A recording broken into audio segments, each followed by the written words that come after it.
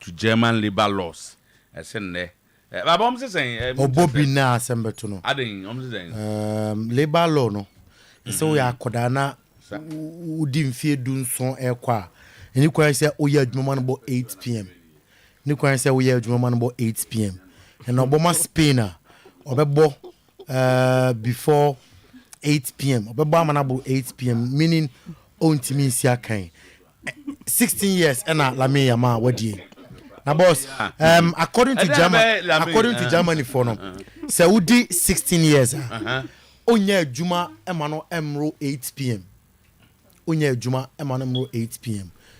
Enti sene oba obeye Juma omode postmark bi aka ho a ebebu 8 p.m. Ewo omumrenum nti eba na sa 1 ombetima fane Spain for 30,000 euros, that is 25,390 pounds.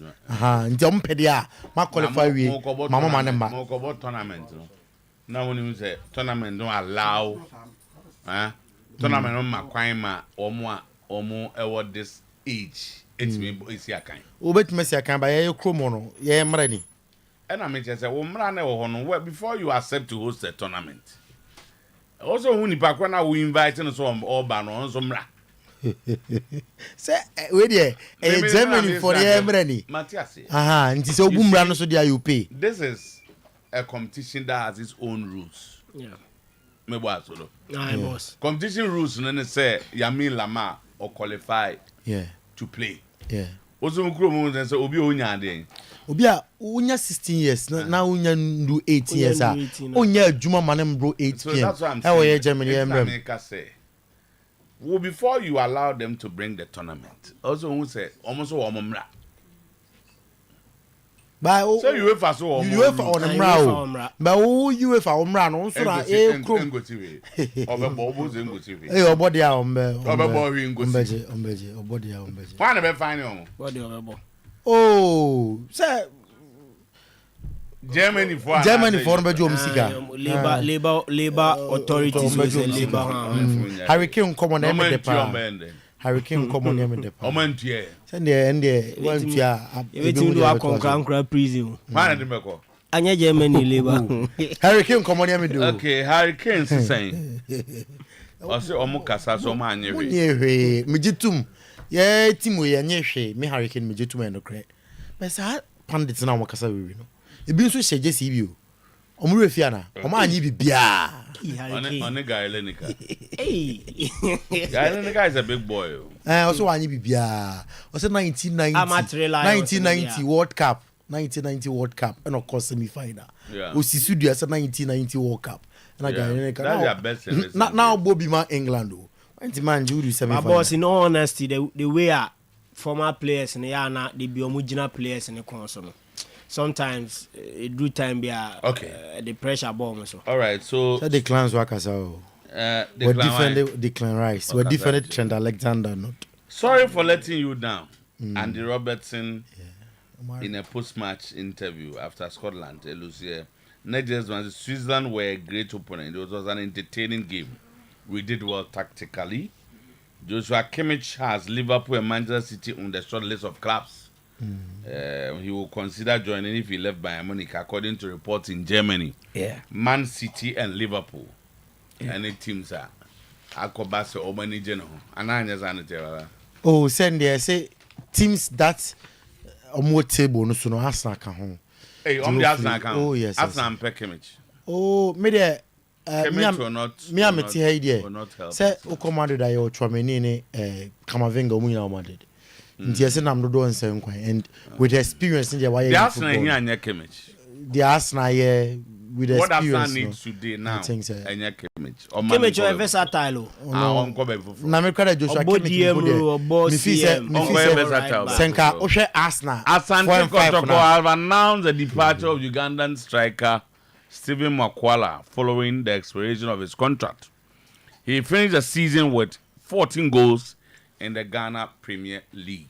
So now, it's official. Say, Stephen Mukwala will not be playing for Kotoko in the upcoming season. There are 19 players. Okay. Confirmed. In a heartfelt video message, Stephen Dese Mukwala has said goodbye to Asante Kotoko after failing to agree on a new contract with the club. Okay, so the 26-year-old striker leaves the Porcupines after spending 2 seasons with the team. During his time at Kotoko, Mukwala was the club's top scorer in the Ghana Premier League and made 59 appearances, scoring 25 goals. Mukwala joined Kotoko in 2022 and had a successful stint with the team. But it seems he will be moving on to new pastures. It seems he's saying Solo.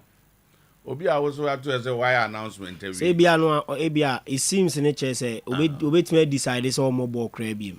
And Obi to say a new pastures. And so more ball be ma until Obi to Jumaye. Seems to be moving to a new club.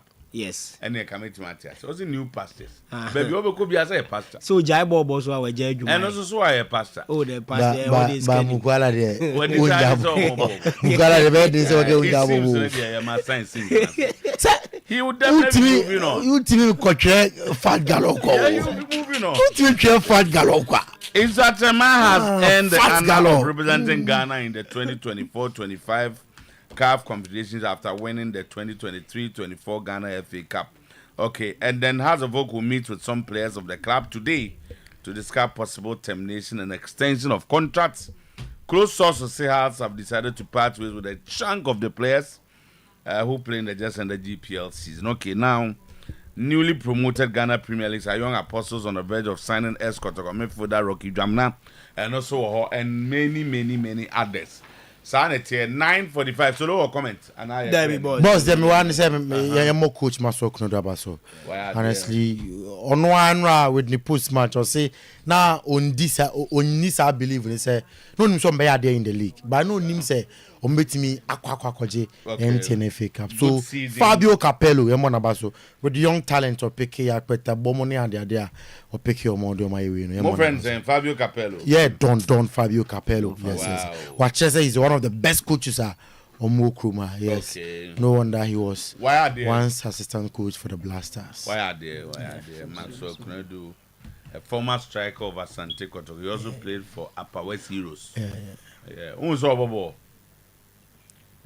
Honestly, proper headmaster.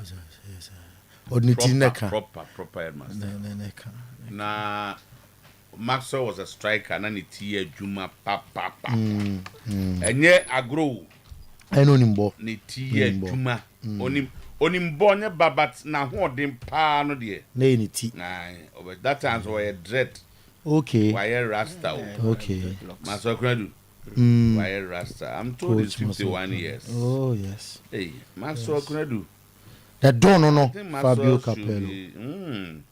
Okay, Maxwell was born on the 12th of April 1972. Oh, okay. Maxwell Kunadu. He played professional football, so about Portugal for a long time. Okay. He played outside. He played in top leagues. Maxwell Kunadu. Actually, I say because on MP no cry friends say. Ignace was bad for the MP for and I know now okay. On one I'm making a borrow more day pa.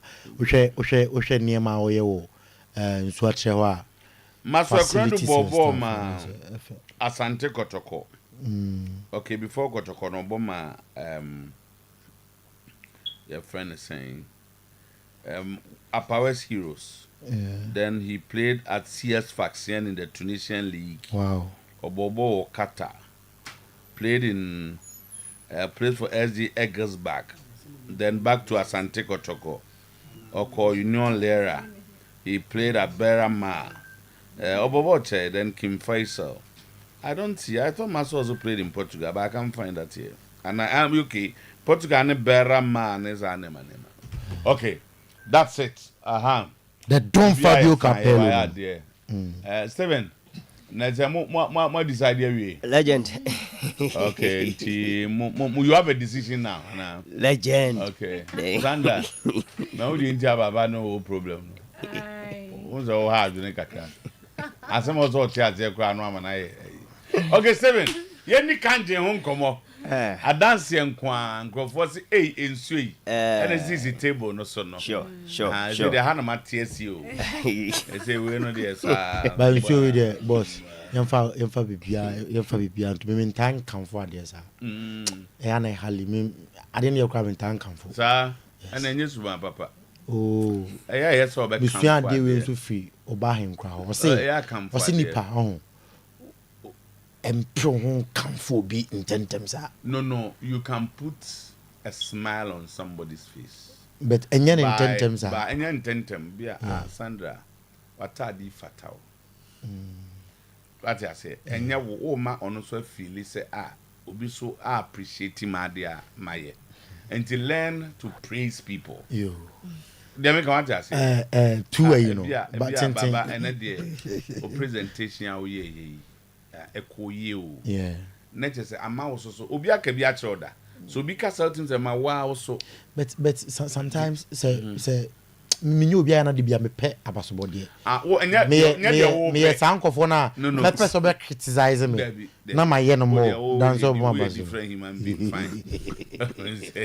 me say na wo so de sua say di si kamfo nipa enya wo kamfo hu me boss bi na kan o say nipa bia onamwa especially when obi eye bibia empere wo hu kamfo no ntentem sa okay kanjin for buy no kanjin for no buy no enche bia gidigidi bia what I say inti temetete na nka me mpere me ho nkamfo mo but the me can say honestly next time o kamfo diet entia asa me hu no diet minim diet before diet dey say Sandra ni Steven ta sa me the diet entia Sandra mo entia mu na Steven baba o ha dwuno legend yɛde nsuo no ba yɛde kangen water kangen energy drinking water purely alkaline ɛde aba na yɛkamfo ade ama Ghana ni bia onipa bia wotie bia kangen energy drinking water and then we are here to demonstrate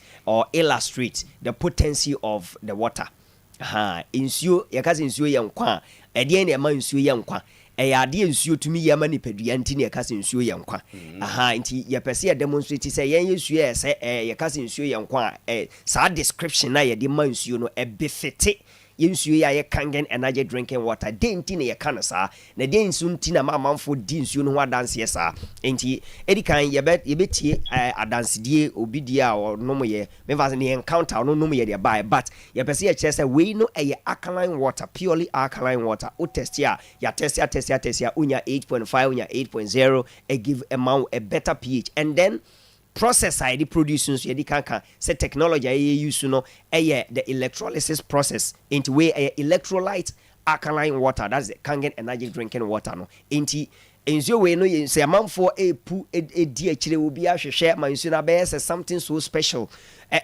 indeed it's a special water e be say demonstrate ma amanfo hu di ntia and amanfo edi nsu no hu adanse sa enti no say testimony near ready born again Eddie Bemai if not so a bit me proceed with a nsuo no de to me ye na ya demonstrate and then ye be share the electrons electrons e won nsuo no any the mineral component nsuo bi electrolyte alkaline water bi no ekuta minerals na minerals no so wo talk kangen energy drinking water no kra wo hwe bottle no ho kra na ya label magnesium calcium potassium iron sa ne ma nyina ya label e wo ho enye just for labeling sake ye label just because insuo no contain saade no enti eno na Sandra enti ye be hye ye be demonstrate edi kan say the potency of insuo no de timi ye ene say this is the insuo a obi noma o se na me nsaye me titriti na me moja ntimi ni afurusane ye ba me start say me nom kangen energy drinking water no mo sa fe moja edi afurusane ye adenti na basa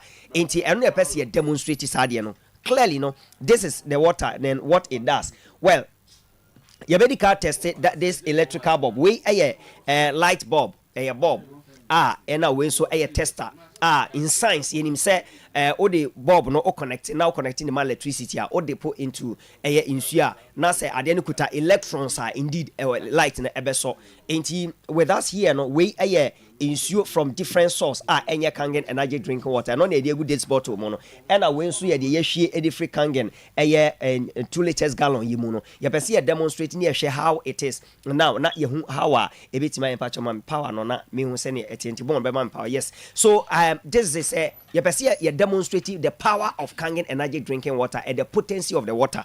The entia obi no ma or say ahohoro me nipadua mu na me ha na me bo etafo me anasa na me bo so ta hyehye me nom Kangen water ekọ na me hunam eye me titiriti me nsata eye me titiriti me moja ni afusane ye me nom Kangen water ekọ na me pressure ta akosoro ba me say asesa me nom Kangen water me ta fe de me feel okay me feel normal ne ade enye dro enye bibia ne mo ye pese ye kire se nsuo a wonom ne ye papa ne kuta minerals contain electrons sa normal we nom nyina no eno na kambo me ye ka se nsuo ye nkwa enti ye demonstrate ya hwe se Kangen energy drinking water indeed is a living water enti we ordinary water. This is an electric bulb, and we are expecting Senka. Was a bulb, and I was it to me so. Now, this is Kangen energy drinking water. Me depot just into the water per straight bulb. I saw way a clear demonstration of the level of minerals, potassium, magnesium, calcium, iron, and even electrons. And antioxidants in unit containing Kangen energy drinking water. You dip the tester into it, and the bulb and as soon as I saw a bright on the way air bright, way a different water from a different source, could be a tap water, could be any other water from any different technology for its process.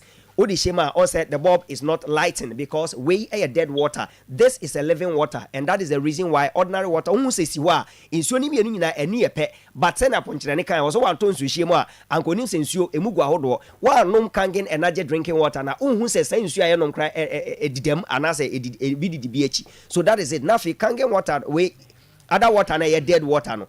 Sandy would she Kangen kakra gum.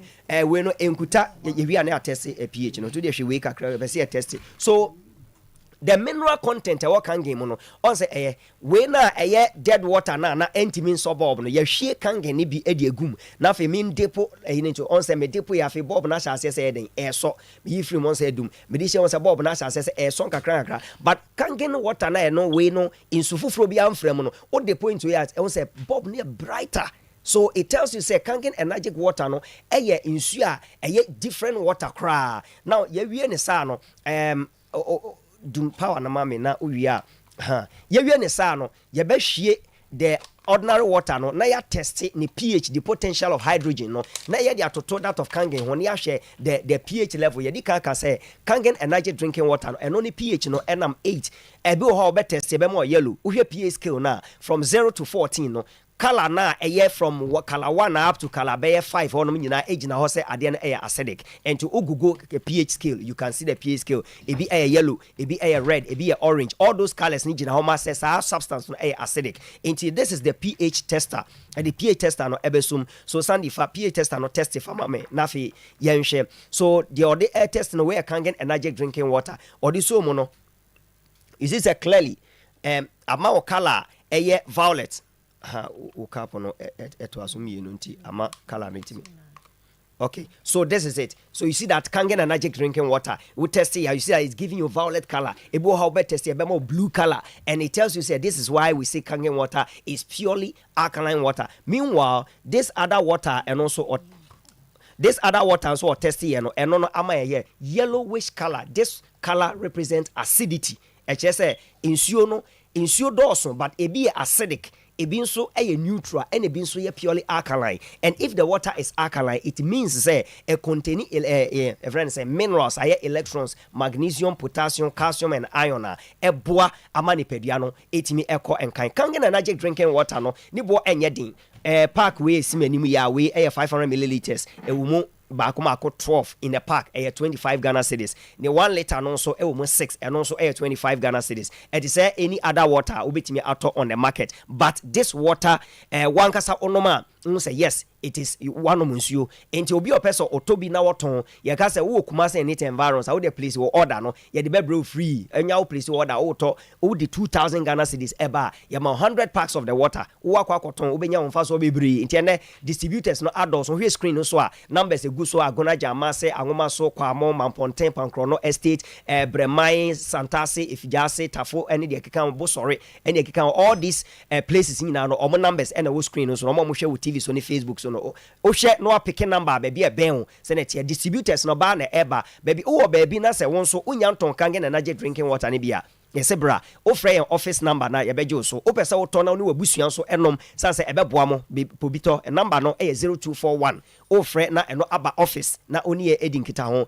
ɛyɛ 0241 449191 0241 449191 ɛno ɛyɛ number obɛfrɛ a unsa bɛka yɛn ɛwɔ office na kangen water on the potency na yɛ demonstrate here. 1 akyerɛ sɛ ɛyɛ alkaline. 2 akyerɛ sɛ ekuta electrons ɛno nti na ma etimi light bulb no but other water entimi light bulb no ɛno nti ɔsɛ nsuo wei yɛ nsuo a athlete ɛpɛ paa meka athlete a people in sports obi say CR7 Cristiano Ronaldo mo Messi mo any other footballers athletics omo mutu America ne ade nyina no most of them they use alkaline water because insuo no eboa almost sporting activity energize enye energy drink insuo but because of the mineral component in it no athlete epe because enhance omo performance eboa omo ntimi den omo ni padua mo etimi da ho omo ntimi perform yie and afin so the daily exercise awo ye no se bia o muscles entimi enya oya na betimi ama o muscles nyina etimi gina ho na oni padua no down no athlete prefer so benom energetic drinking water that is kangen energetic drinking water enti wa wo fia wutie me so bomoden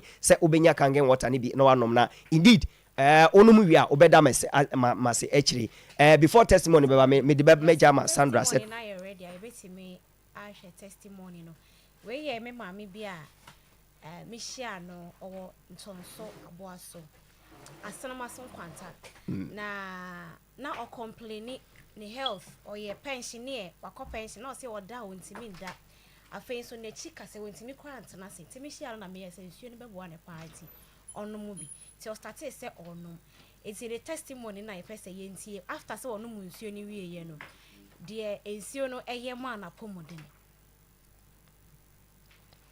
de ensuo no timi ye ma na pomodene nti ye hwe se ye betimi enya testimony ni sisi na yetie ana ya hwe When they make us a maker, I guess they can be bam. Now didn't so any become 2022 October. I met some party be home. If you are saying so be a better stress, a canning water. I'm so not a spinal cord. Mrs. Mean to me, not to mean to me, yes, she. A fruit car, but it will be one. Nipper being as a sign to me when I'm me bray, me brat, myself at young Panamico so any be. A man who gets a baby woman. To buy a command todo. A tone so on requirement no my first day. Without so name to me now. Second day, me no me, eh? You got to me na my day. Me sorry, me brass so could me benson my sorry. I met me a sorry. I say, then swing. I said, baby woman. Me movie and I'm so fatter. Young Quanam Sanko to so any be. Stand better another one. Now, boy, some a coffee soup. I am massage in the hospital. Me quite brave extra mammy to put enough for a drube 3,000 Ghana. And so me no more and for her. I am a yak who cried, it's a net, dear mammy, intimate got to me to me, she. Intimate noon so bear 1 pack and air for no man who said, and Nuna, that's a Sandra, but Mrs. Sinu. Come into me and transfer cry. And I'm who said, then so on and air one. Wow. Into a bassano, the February 2023. Me ba my office so na me catch say o mo say e so me hu sa Jimmy e ba bia me tie no won fa bi ma ho na me se ma ye beba nti ababa wa me ni pa mbesi no se friend Sandra e ba ye obisa me se ma ye ba be nya ba bia na me se me tie akura si o am pa won din so ni ba be ye advert no ke fi na me start gi bi se me ton right enti sir we know a bit of what people see. Kangen energy drinking water. One thing is, there be a international brand, an international product. Into the you go online, then you Google about electrolyte alkaline drinking water. What dear amount for can fahu, dear amount for ubenya videos, ubenya audios, ubenya text, the actual amount for air can was semi. But nitie tie nyina ne say.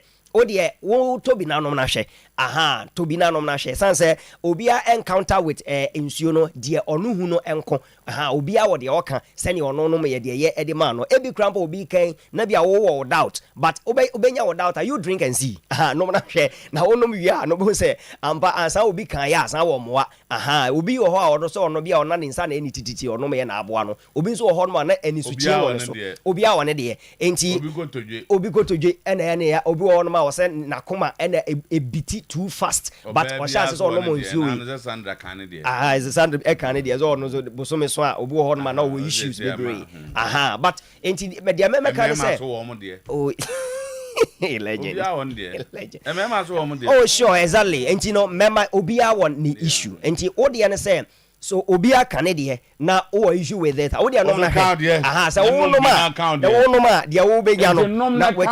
That is it. So drink Kangen energy drinking water. Now one kasa obenya one so encounter with it.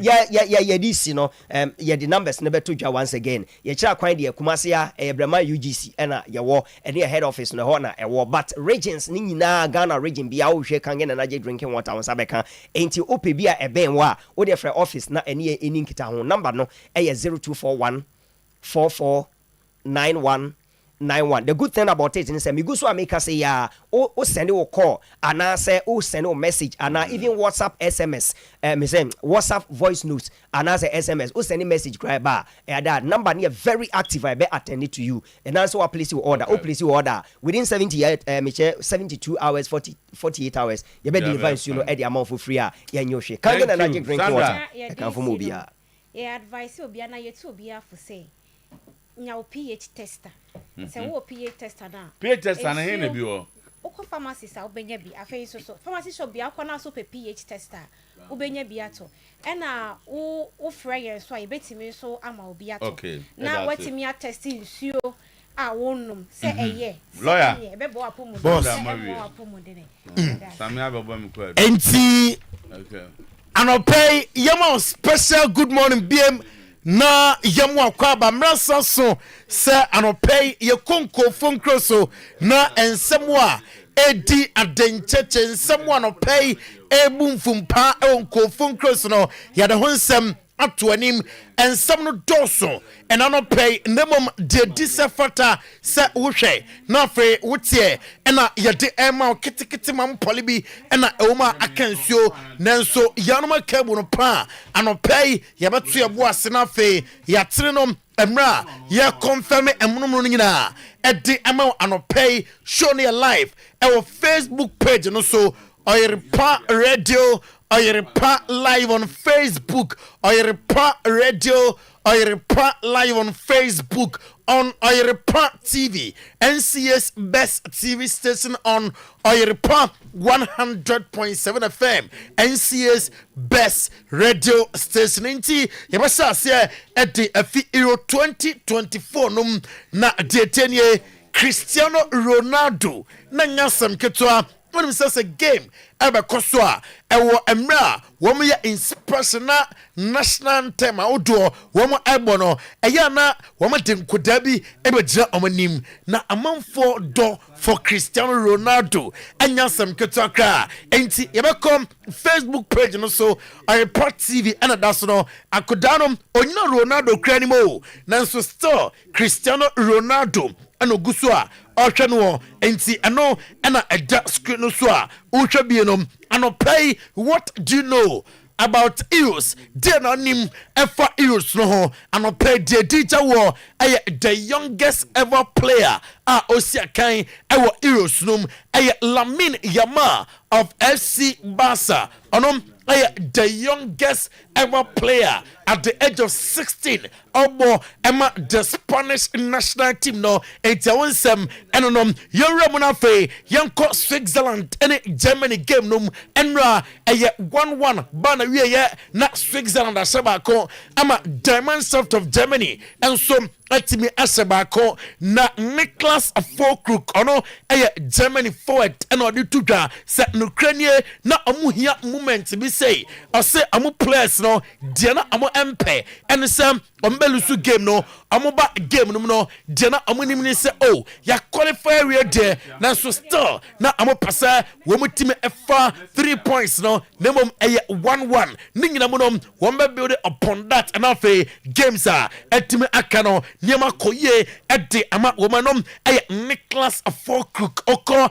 Granite Zaka na so ya say sa amo eremo ewa iyo 2024 no na ama qualify EDF group no aya ho a edima amo players no say adia aka and say amba build upon run of 16 and other games etime aka ewa iyo 2024 no Murat Yakin ono aya Switzerland woman player na ukoko piema oye manager mom Murat Yakin a Switzerland coach and on set no credit about pop ne mrantraba so tactically niema oko park no so o catch am say amunyenom amuye ye enti ano Murat Yakin oye happy with emodimba ne mrantenom etime eboye o say tactically ne mrantene ye adwuma and na amuye tactically discipline our person so William Nagelsmann a dimension to Germany coach and on say a important say o plus with Tony Cruz o plus with say Joshua Kimmich nom o plus with say Nicholas Afokuk nom o say ebansa yana ebuam amanima koye ade emao o say won coach plus bebre and yana ohwe ni team no ma nyema ekoso no enisem ade emanom eno ayenseba openino ade etudha Julian Nagelsmann ewiye and o say Switzerland national team no omo a great opponent omo kuta good manager tactically oye bibia otiasiam anra omo one of the toughest games ewo Euros num nembom omo de anra game no etomachi na fe omo concentration etime akọ other games no so eno aye Julian Nagelsmann ninsba odi etudha enano pay Mamin Scotland and Hungary game no enra na adia Scotland for empeno woman sa etime ekai Hungary aboma eka bakwa woman entime anti after the game and Jack Hendry oye Scotland defender o say Ukraine na disappointing so yeah game no obianim say oh game you cry there enka ebetime area draw na 90 plus 10 minutes na Hungary etime anyam the winning goal no are disappointed and de esiyedum Peter Gulassi a Hungary coach and odi to just no Ukrainian ono de onimnisa na amo eba game no wombetime aram na fen kunimte etime akọ ede amamo born again Peter Gulassi na daso no enta wonsem eno no oye goalkeeper edima Hungary na anopay Peter Gulassi nsema odi etudam ene se na nisu adiwu no ene se obetime aboa na nkane nyina etime akoye nkanya 3 matches amabo ewo group no nyina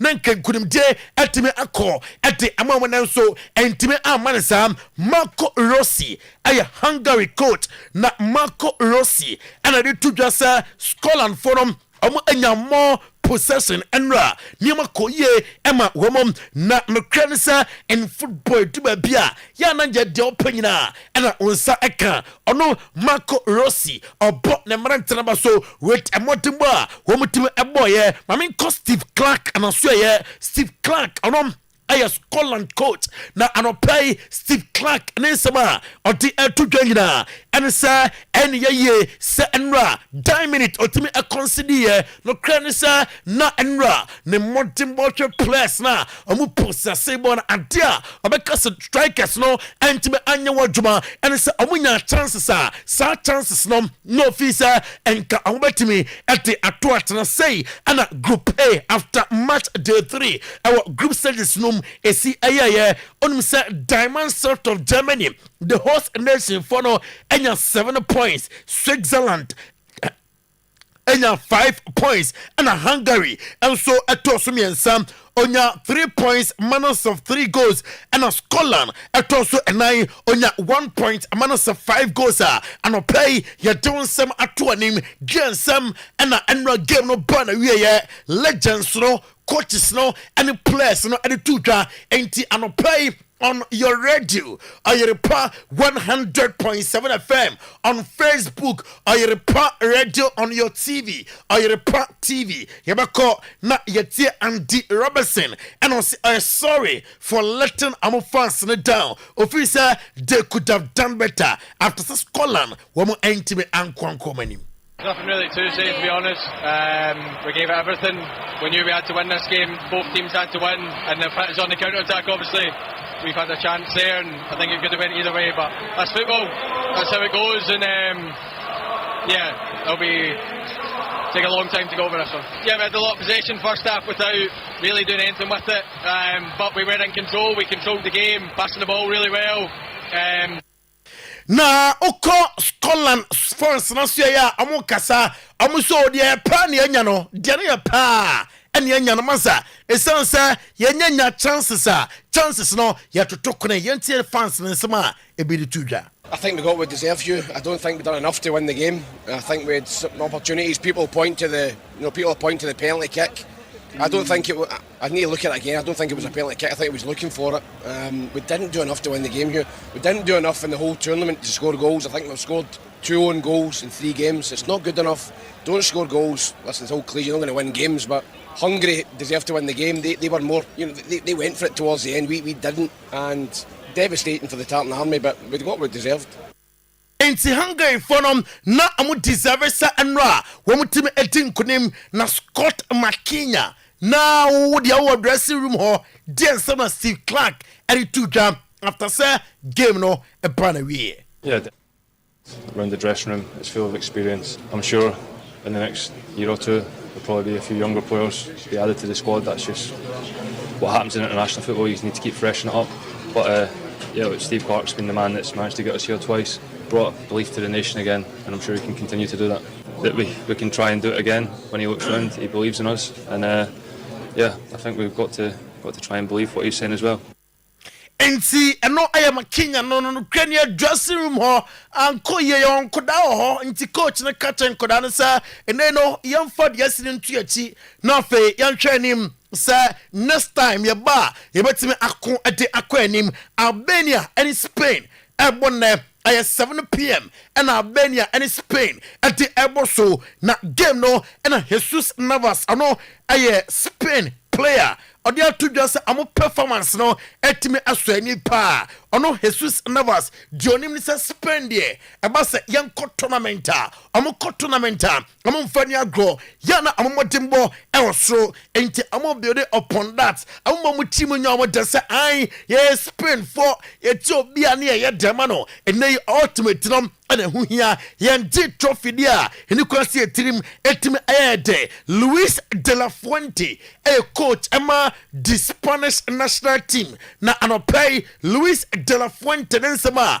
all kanyina and say Ukraine are you happy with a modern one and rantenum ebo nebom omama baso esanse amunyanyi bibia emfa ema ono se amuji trophy na ena bo omo abaso Shafsan anase Salvinho ono Spain one defensive strength na coacha o coachi Albania yi ena ebusa ne se openi same ena uche Spain amu defense no esi etie and I say amu defend ye watch Spain team ne kakra essential with Nacho Fernandez the last game Nacho Fernandez and me ansia kandabom amu defend as a unit amu ya compact into say unum eba this work above your limit anya sa ebedin say obetime ashomom na Croatia and Italy and so abebo na oko Zlatko Dalic na so ya or Croatia coach and on Ukrainian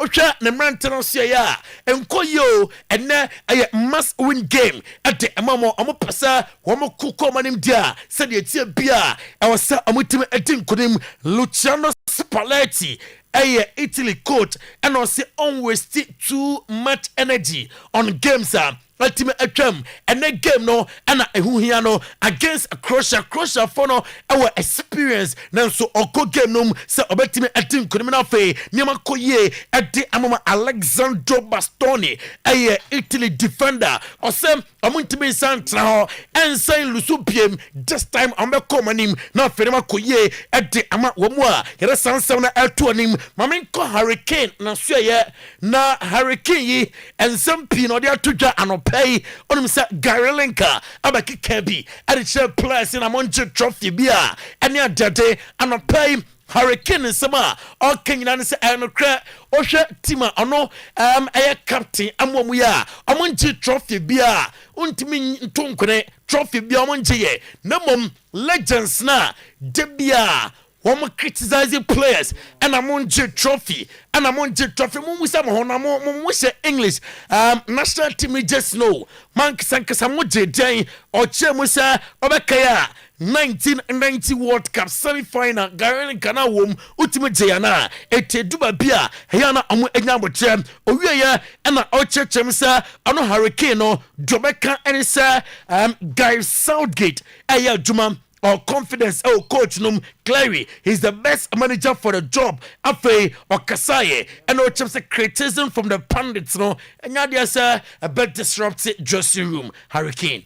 Yeah, I mean, I can't speak highly enough of Gareth and what he's done for the team and for this nation in terms of where we were and where we are now as a national team is completely different. I think he's brilliant on the details, making sure that kind of there's no stone unturned and that we know everyone knows what they're going to be doing going into games.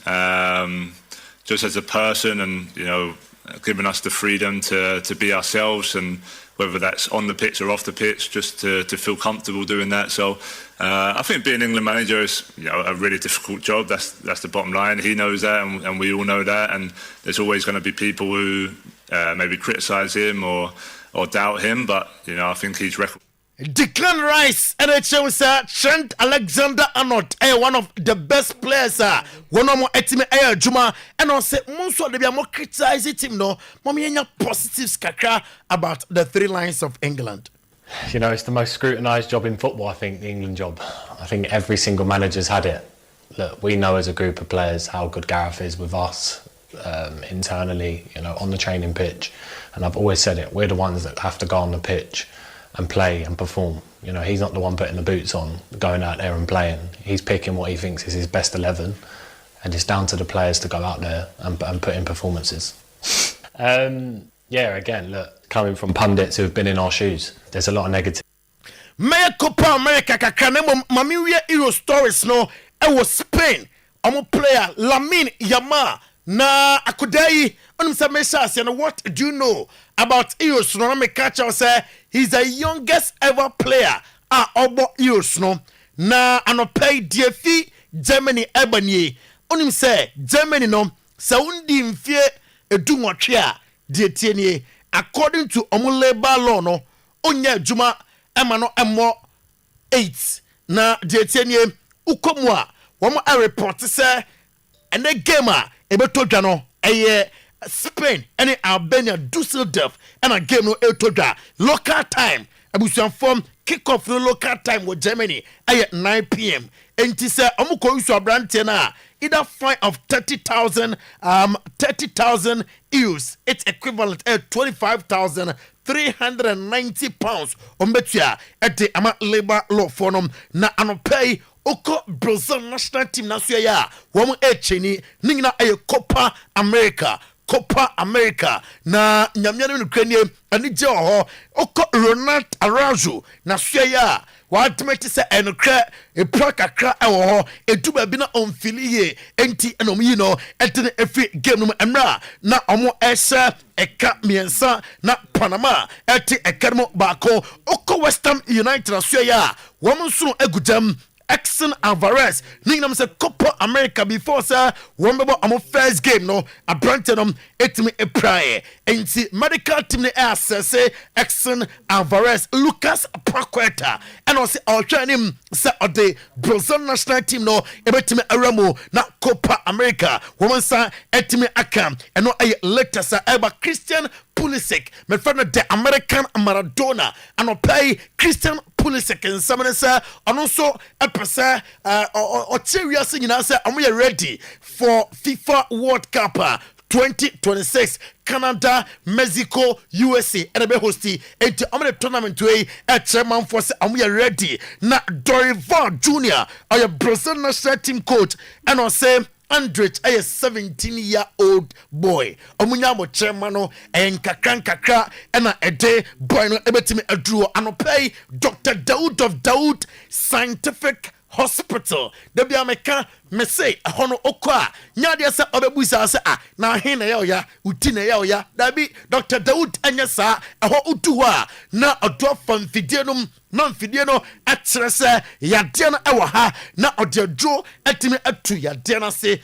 eho onsorosoro yade otu ase eti hypertension, stomach ulcer, diabetes, a stroke, low sperm count, hepatitis B, syphilis and a so etime ache awon na ma koho na omwa na wo na fa ba a prostate cancer a yo sisi and a sexual weakness a fibroid ya de bia fakodino na onto ase ema adwoso krapa old Metro FM dynum and owo serious science so owo na osidua ema ayaresa enti freno 0244 886 437 0244 886 437 0201 681 717 high sense abraho labaji chest freezer better air conditioners television sets outdoor gas cooker washing machines smartphones sound system water dispenser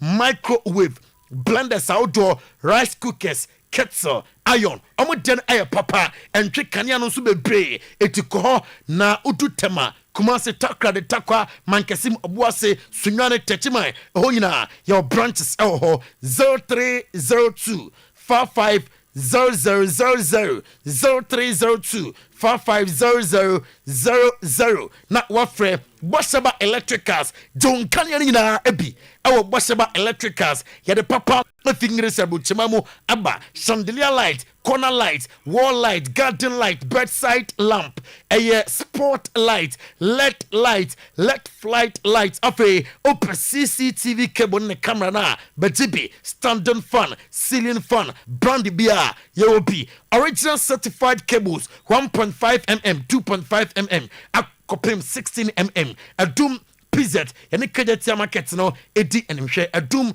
Boshaba Plaza, prisons runabout, Yawaha, a doom PZ, and Tatako for Dinum, Yawaha, 0322 0308 38 0322 030 838 0536 095 966. No afraid, no Finima Koye, Edi, Ama Marcello Bronsa, or the Atudras and crap, your guy. Etin kunim our first game no name yet I was say amutimi improve na afenema nyina ekoye ema womo ye janso no pay edin ko phone close nsem no esi ha Institute of Expert Travel and Tours me be ka wasam edi achoka 362 page medical culture say o person wunya plant mo adwuma ho bibia ye kyere a useless enterprise Rosters roofing system na wasam ba franco de ye beguso akotofo papa e wona so ye Pepsodent cavity fighter 2 piece international mama abe anopai we hia so beko na afia pomde no eltumi aba efie ne fie canteen me ba be ka ho asam e de atrow na afei ye wuram ape gig carbonated energy drink etimi anom power specialist herba hospital and a mebomodem na fe metumi akwi anopai is your birthday happy birthday to Cynthia Konadu Yadom Global Star Microfinance we every chei ba for ɛna ɛwish Cynthia Konadu Yadom Global Star Microfinance glorious birthday ɛwɔ hɔ no mo ɛnɛ ɛyɛ Zinabu Owusu awoda Zinabu Owusu happy birthday goes to you wey every Namra ɛna ɛwish happy birthday and of course Nana Obiri impossible is nothing was say yɛn wish Richmond a free entry Jazz Community School Santa say yɛn wish happy birthday nti Richmond a free entry Jazz Community School Santa say happy birthday and confirm out and anopay Institute of Expert Travel and Tours yes and American was some area chewo Institute of Expert Travel and Tours akonto no mane nyoti pai bebre omua omu no muni track record no and wa hwe na ko mo hono mo a na agya weti paye na mom omu mabo adwuma na che na omuye expert de emede no wa hweda aye expert e wa ha enu nti so ka che o sa ha na mede wo kwa echinye bia eni ho teniye aye work visa business visa study visa permanent resident visa your business partnership visa visit visa to Canada USA Schengen Germany France Malta South Africa Portugal New Zealand Australia Serbia United Kingdom yedo ebeko na wo mo yedo mo econom eye mo amoya nurse for midwifery sanso and pharmacies your lab technicians mo nyina no yedemo ebeko ho ebia wo ni ususa o na me de menka nurse midwife for intimi fami kwa na wo ye kuani edo ko teacher for ko bankers construction workers sanso and general laborers and security guys yedemo ekopiem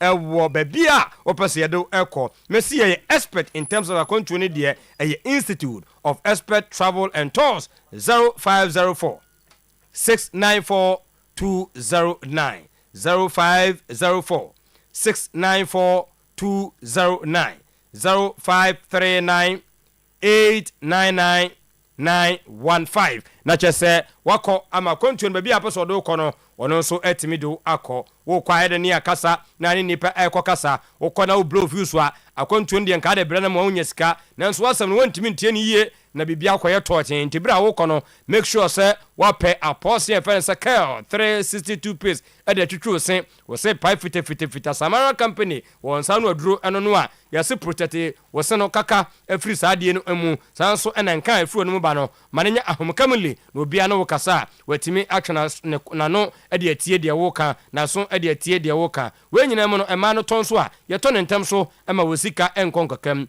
Uru supermarket more provision shop 0246 864 798 car 362 piece happy smart useless enterprise esmen ka wo se nei se wo ye banking sanso na okuram ewo galamsey side ni nyina mo no e ba de sorry hotel na ye ba ne betwe industrial use beauty set shop na small business no a mo be hia plans ni bi e de esumachi ye Perkins Cummins Kama Honda Caterpillars Lester Peters Kluska your solar energy inverters solar generators we nyina no nyema warranty da ho abeche e de amount ofra yen sa yen install gensters ni bi ma wo a free of charge 24/7 near trial services no ed amount warranty so SI etejra e brenu duru na bibi techma me pa cho yeba na fei ya be siesie de amount ni nyina mpo no nya de bibi be sie sanse omu a wato bi ne de omugusua e de danse se wo pebi ato anapesa wo han a obetimi abomodem abehan bi so ye babren na fei wo peso wo yi 3 a omodem pebi su achi na jese nyama enya kama ewo ho ye Ajenga no Porsche Hotel Bridge near 69 American House Acheampong Junction Baleshi New Town Junction Asalbotre Social Welfare Medina Red Junction Adenta 0203 005498 0248 169258 na useless enterprise etimi ahwe abom tutumreka sesie na kopiem ewo Rocksters Roofing minima sorry bia na anu ye ondo de koma no eni ye na he bia wa ye adwuma ni neat e de ama no ne nyina ene se ye premium coated 55% aluzinc sanso na aluminium coated ewo ho aluminium ni plain sheet nso ewo ho ebo no ɛda fam kama ɛna ne quality ne deɛ obi anim sɛ ampa yɛn nsa no adwuma ne deɛ quality no ɛna yɛ hallmark ɛyɛ Selflock IBRIDT tar sheet ukopiem ɛwɔ Rosters Roofing yɛabɔ modern kai sɛ yɛwɔ different colors and thickness nso ɛwɔ hɔ ɛnemo in terms of metal trousers deɛ ɛhɔ no baabi a obi ade n'ani ɛtwerɛ free estimate nationwide ne abɛyɛ ɛde ama wo ma yɛn 3 to 5 working days yɛnyɛ production no ɛmfa ɛma wo metal trousers roofing sheet ceiling joint POP cement ne nyinaa no ɛba bɛwie 0544 338 042 0201 164 645 Franco Trading Enterprise omo munim no ye ka no asɛm a omo me nkyɛ sɛ nei wopɛ phones no bebre na baako Nokia Samsung iPhones a hono baabi abɛkɔ Smart TV 32 to 55 inch tabletop fridge Franco air condition bomodern tutumrika ɛkɔ Ajaba Jewelry sanso ɛna adum Old Mekon opposite Kofo Clinic New Kajetia ni nyina no enkrabata ne bi ɛwɔ hɔ Franco number na mpɛke ne gogo fa number ya mede ma we twerɛ to hɔ na anyama nyina nia akagina mu emfama 0245 316969 0245 316969 obia wo yisu Pepsodent Cavity Fighter toothpaste biada no yenka ho asam enchen enche na nyina no ene se eyabusua enchemfa obomodem na hu sampa Ghana Dental e de stamp no atim so a okoto a stro ene den ye na nanam free su ye no nye ne eno nti yanso be yusu na protect ye se no e de free kaka ho amankan free enu mu ba no enso aye kama na chese ne nyina mu nso no aboa yen ayi nkonkone ne no a ewe dodom no e de free on mo 175 Big Family Park 120 Jakwa Park 65 12 in sachet ne nyina no bi e ho no mu a obomodem na free toll line no Pepsodent every smile matters International Mama Abe ene eye dwoda omo ayade di omunya na wotwetwe mu no masa nyema nkoye amfa mu omo nti na wotwi mema yare fans ebra betima corner prostate no yahwa ma adwon sosem no akoyie nkwamo no from diabetes ulcer gono hepatitis B piles typhoid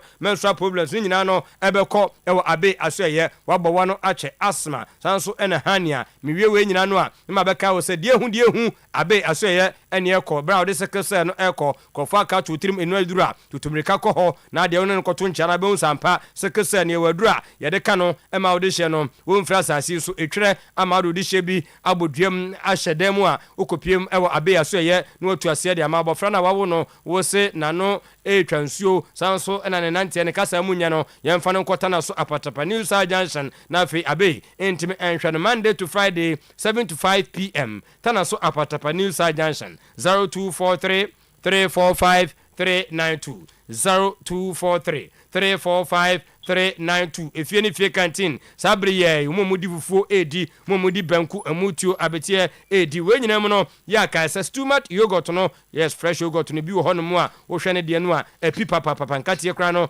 esa hye mu a program bi a wo ye no make sure so di bi ebekwa ase wo ba ne say live soup permanent soup Ghana soup special aburaburu ni de eye fiada ebra wo de ni nyina mu no nkoto ene nwawo ni nyina hye mu kama mo papa nchena fresh meat dry and tilapia ebi honomo Monday to Saturday ubeduru hono wani nye nkwa aduane ho na pe gobe bia gobe nso aye krado ewo efie ni fie canteen na odo ka no ko na opese ba bia ko park bia no make sure so de be kosanse special car park honomo a betuma park no watimi atena se I enjoy waduane no number ni 0257 687 108 0205 841 937 na wadru fie ni fie canteen akodidi aduane pa Gig carbonated energy drink Gig carbonated energy drink and American for the amawo a Gig for life ni nyina ne se no caffeine no sugar no artificial sweetness bomodern boaw majumadin bia wo ye no wutumi aye concentration nso etumi ekoso ni nyina mu no L-arginine and ye de aye e de amawo amino acid asam and American na wusuo no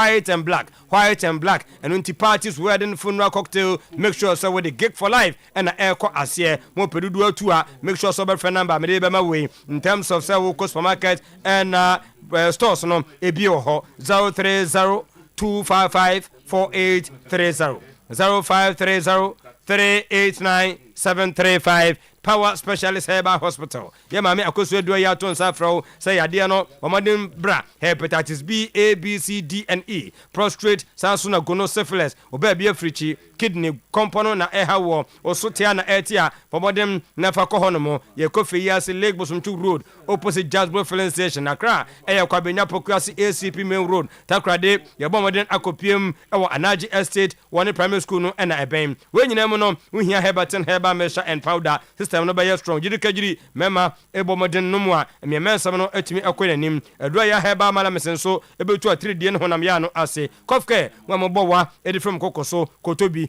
nanso na obehia ne Herbal Tonic no, na fenyama koyie edi amount. Mr. Eba Apidang Ferdinand Danny Herbal Colinac, Angelos Tabia, 0244 544422. Yenya information legend insa na for today's sports and to also enfama and Tino boko there. Nyame adom boss. Correct. Babo. Data. Yan kwe na Michiao data michiao. Oh, nyame adaroma. Okay. Nyame adaroma. Me say na weekend ne. Weekend. Was it a relaxed one for you? Na say me na relaxed one bia o. Sir. Ye no tabe. Say no, my because for the past 2-3 weeks there. I'm say ye kra me no we sheshe bia na ade. My Saturdays are packed these days. Now what the car na mu there here? Oh. Ay wa kuri there. O be mo bia ka se me wa kuri there o tire mu there o tumi say o tika mu o. Ay. The car navigator Kanjin. Oh. Kanjin and magic drinking water. So wa make bi anka. Eno ho komo e na ye di na no pay. O de so mbe kasa. Ensuo papa. Ensuo a amanfo adia. Is that amanfo to aguso? Say first and go for who the difference. Say you can say alkaline water. Nature say and not the ura system no more. Aha. Tama mi say akanje na ha me. I don't know how. Me dadodo. Me pen na sa o. It's true. Me pen na sa o. I say dey bia. And I say now the naka. Na me timita 12 na sorry for. But you say when say my hair na say secret bomb. It's not good for your health. My hair na say secret bomb. And it's not good for your health. What's it? At least. At least. Kenya na no dia ka me de ka kanjin de ka ajim. Ultimate that 6 hours. Me dadodo. At least 6 hours there. Also ultimate that. Obia. Nipa bia. Also ultimate that 6 hours. So be so sorry 4 hours or that 10. 10. So they say by 10 now. I was also sorry 5 hours with my 11. 6 hours in the new can say less than that. Busa doctor for no. On the catch say emwa system kanjin na abe say what the naka ntina ema o yes because me no man na me hydrogen rich in minerals like calcium, magnesium, potassium, iron. Otanu munsuo ye nipa na munsuo ye because regular hydration with kanjin drinking water keeps your skin young. To be able to me hu no as when you pa enso so so he looks young. Sanity.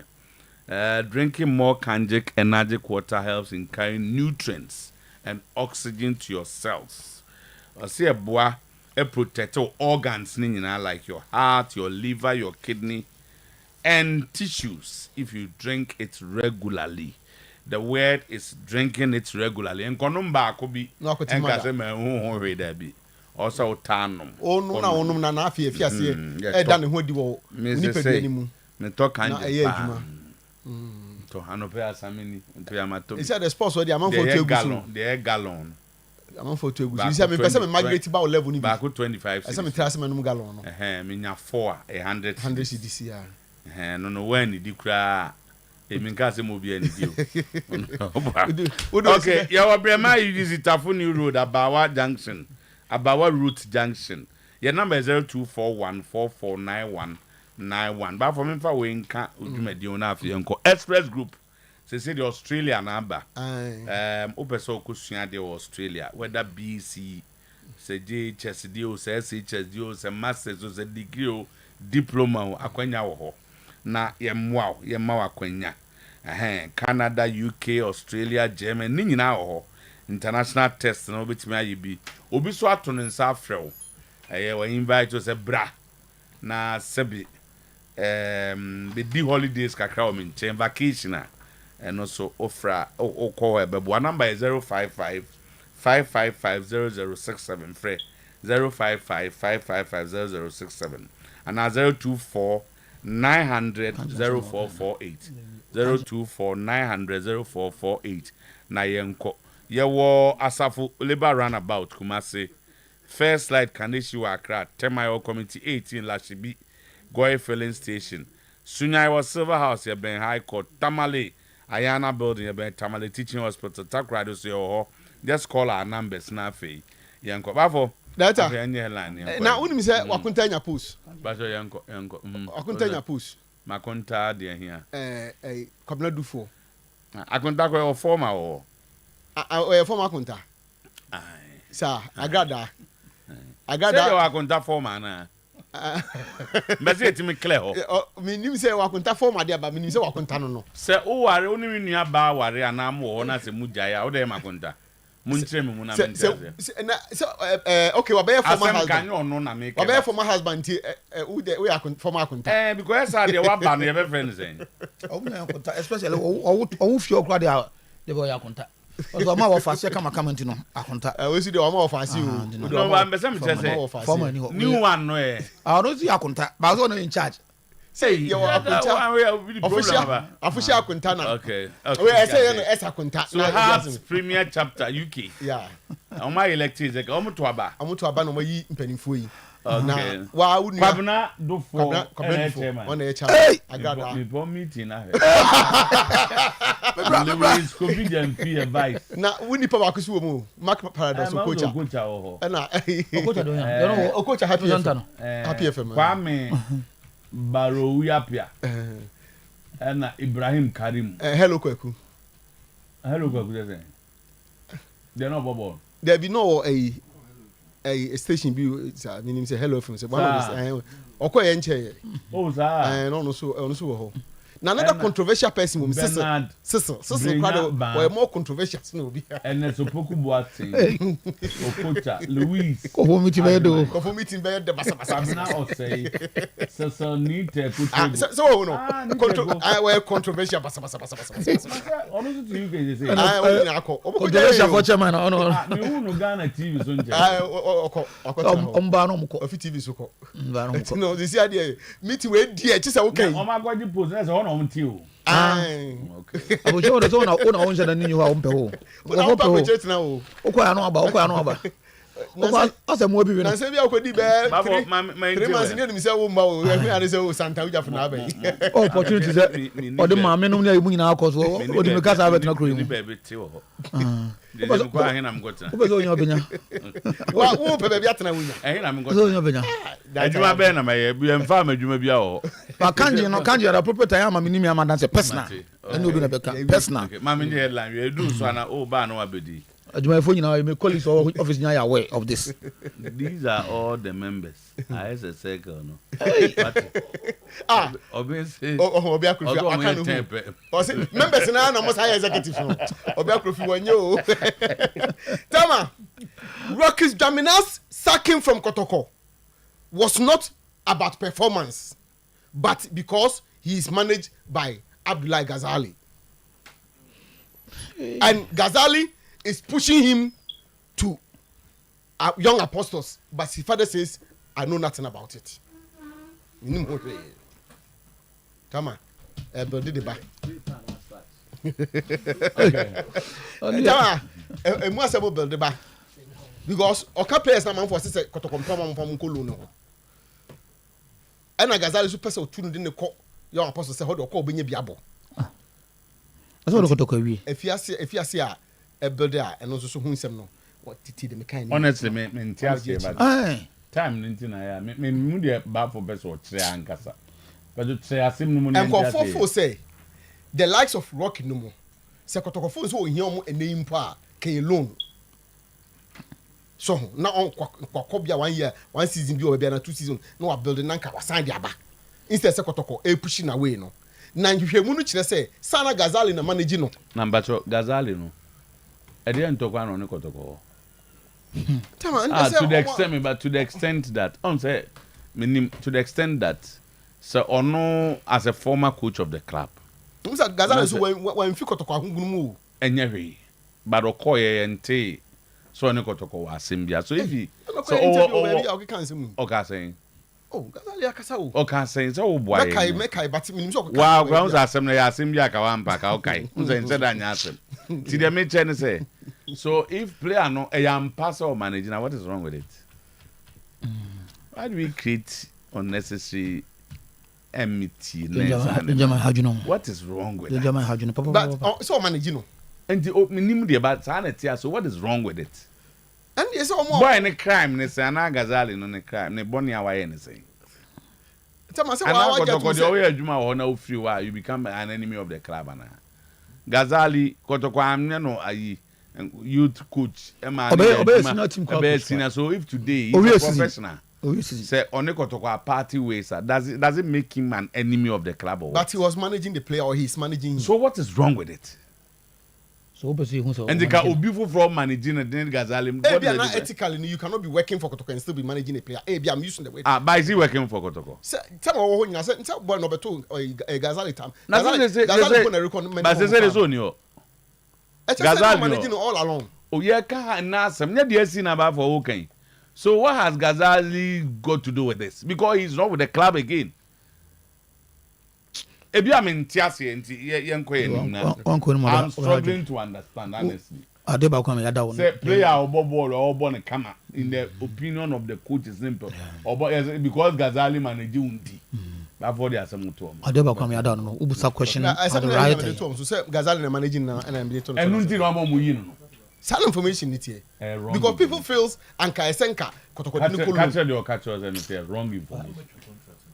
How much say he says ka obetwa no ka maninko loan no on cost binin on samra instead say oh chop player young player contract just like that sir. So then you go back behind the scene. I don't to coach you. You go behind the scene and realize that you find out all this. My boy no to an brabo so. You told me that say was why? Was even on Tezanga because my boy no to an brabo. Na Gazali, that because Gazali. Gazali go be what baby dream. Oh you know. Ya ko fana bom.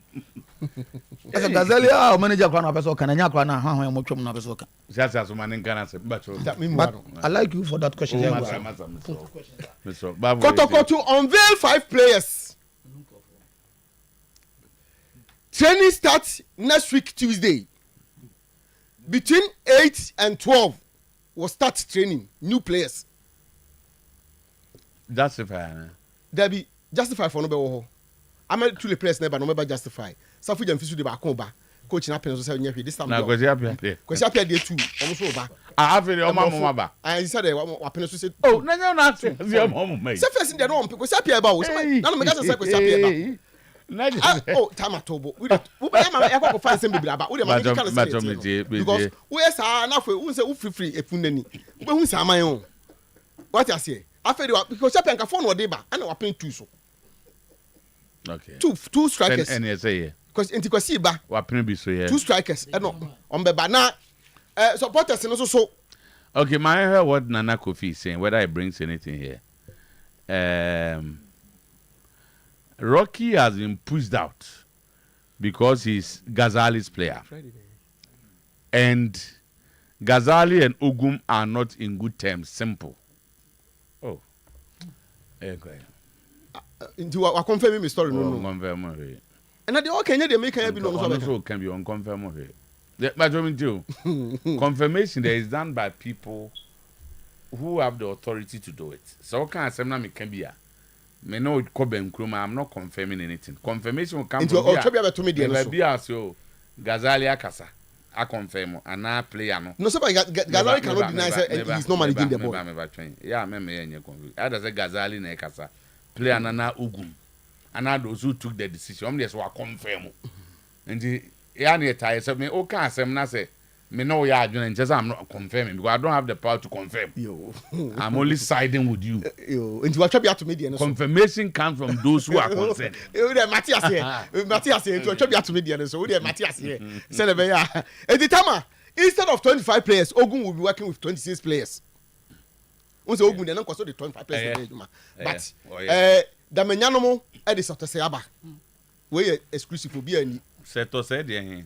The Seto say everybody knows. They know what's good. Yes, Seto say will be paying for Kotoko. Okoin. Minya abotre. Messi minya abotre. The menyamo the number I catch a coach and say so to say it's a player. One also ajatum say supporters number. Justify saying. He will be justified. About address the microphone. So to say will be the additional 26 player. Coach in the need 25. And the menya K5 no more. I say so to say is their player and he must play. Tom the number I'm a coach and say on pekasa so no be problem. Safu dem feed player ba ko so aba coach na just say when you 25 na dada. Ni 25 the one when you na dey. So ko say I ka say kotoko on 25. Oh what can be BBS ani a me sinti me ka tell say by the time almost start training no. Start announce players. In fact, maybe ochine kokra be 5 will be announced. Then they will keep announcing by the time we start training no. Between 8 and 12 players there. On be training. Then no more deba. Enti enu se be no nya 25. Na se na be ya obe appease supporters and what just to say. So se na be se na be obe appease players no. Supporters no. And what just to say. Was it protocol 25 dada? On the list now I need there when 25. The incoming, outgoing, incoming no ebeka remaining ones no when 25. Sir. Aye. And when we say there be send I no say odi o play aka ho. But for the whole year, I'm telling you. So we say wo dey asem no defa no asem so hard you know. Sir. Say to say has been brought by the supporters. That is what I'm saying. And a coach Aje. So on pekasa on person no benya problem. Ti ono so Aje. Nti say no. Kotoko will be working with 26 players instead of 25 players. As I make it. No, it's not the number. I think the number is not the issue. But say yetie wa ka say odi we aba obi be justify obi we aba. Na then onya 25 no. Because wa won komodie mu no obi be justify. Before the justify takes place, what's the coach on the 25 dada? Then what is the essence of the justify? He will be working with 25 players. Okay, so the Obi be justify no Obi aba. So also be can be no 25. Why is it that a particular player makes the number 26? Because he will corner there anchor he's going to work with 25 players. Okay, and when the players in the area to say become time maybe come time no yes na we musu kemu de pa o so 20 players to remain at Pobi Mine after this evening training. Salim and Ampedu to be reinstated into the team for the Democracy Cup. Olympics goalkeeper was starting post for House of Folk against Kotoko. Democracy Cup. Omama Kenyina will meet MD at the secretariat if you watch an echo. Okwa se termination near terminity. Loan near the oko. Usika so na say assistant. Anya calls ni bi. So I couldn't a call from the MD and the coach. See the over flow no. Na is the assistant. Assistant any day. You go and see MD and then who go fie. And you say MD no mfrɛ mo biom. And that's what and me say coach friend 20 new year wa can say MD no be say wonka 20 no bra na ye no wi. And enye say wo na abekɔ MD will call you. MD will call you say bra office. Also go home. You be obi to say friend say atase ne contact em say aka kakra bi. Nti bia mu bibia wo mu. Obi na Tama Elvis quest to use undemocratic means meeting to hold on to power ends in a fiasco. Mohammed Al-Hassan and Masha Sabri tell him to write to the board and management. And the supporters tells the players, said, yeah, ayi no, yema obi anye biem. Wa team beka se empel no. So ka se won kwa, ya be make sure say we people be mine. Na me ko obedbe mo mami fa bibia me friend also headline kakra. Because there are few issues there. Oh, me je kakra. But what I know is that with the Setose issue no. Coach Ogum admire Setose dada. Oh sir. Yes. Where has he been? Say Oko Israel, that's what I know. Yeah. I'm banning no. Yes, 3 years. So he has not played for 3 years. Yes, but he's been cleared. Because from what I know, Set was last week Tuesday and Wednesday. I know GFA. To get a document. I'm banning for what? Oh, that's good issue, no. Now 3 years. On any lamp you know. One quay no be. Say the lamp to me, no. From what I know, no. Now say president. He's been cleared. From what I know, no, he has gone. Yeah, he has gone for Okoefio to verify whether he's been cleared. And Okoe, what is it? Yes, he's been cleared. Yes, and but Kotoko, after approving whether they will sign him or not, will also write to the FA to get an official confirmation on his state. Namini say Israel. No, Israel. That's what I've na ban no na Ghana ngwa. I don't know about me Kobo Israel. I don't know. No more brain information. Say na my boy. Me to on say. From the news I'm picking from FA on here say only issues. Yes, only issue. And I know the man to me Kobo Israel. Yes. But Kotoko store. Right. Israel no voting be. Nye team kesi. No, but Hapol Far Sabah. Oh, okay. They just ended season. Yeah, about 6 matches now Monday. Oh, Senior, he's been active. Oh, 6 matches. Out of how many matches? No, he's been active. At least the fact he trains with the club. He trains with the football club. Before last season, you know. No, Egypt. No, but actively in Egypt. Oh, okay. Any promotion before he left. Before he left to Israel. So he'll be observed before he'll be signed.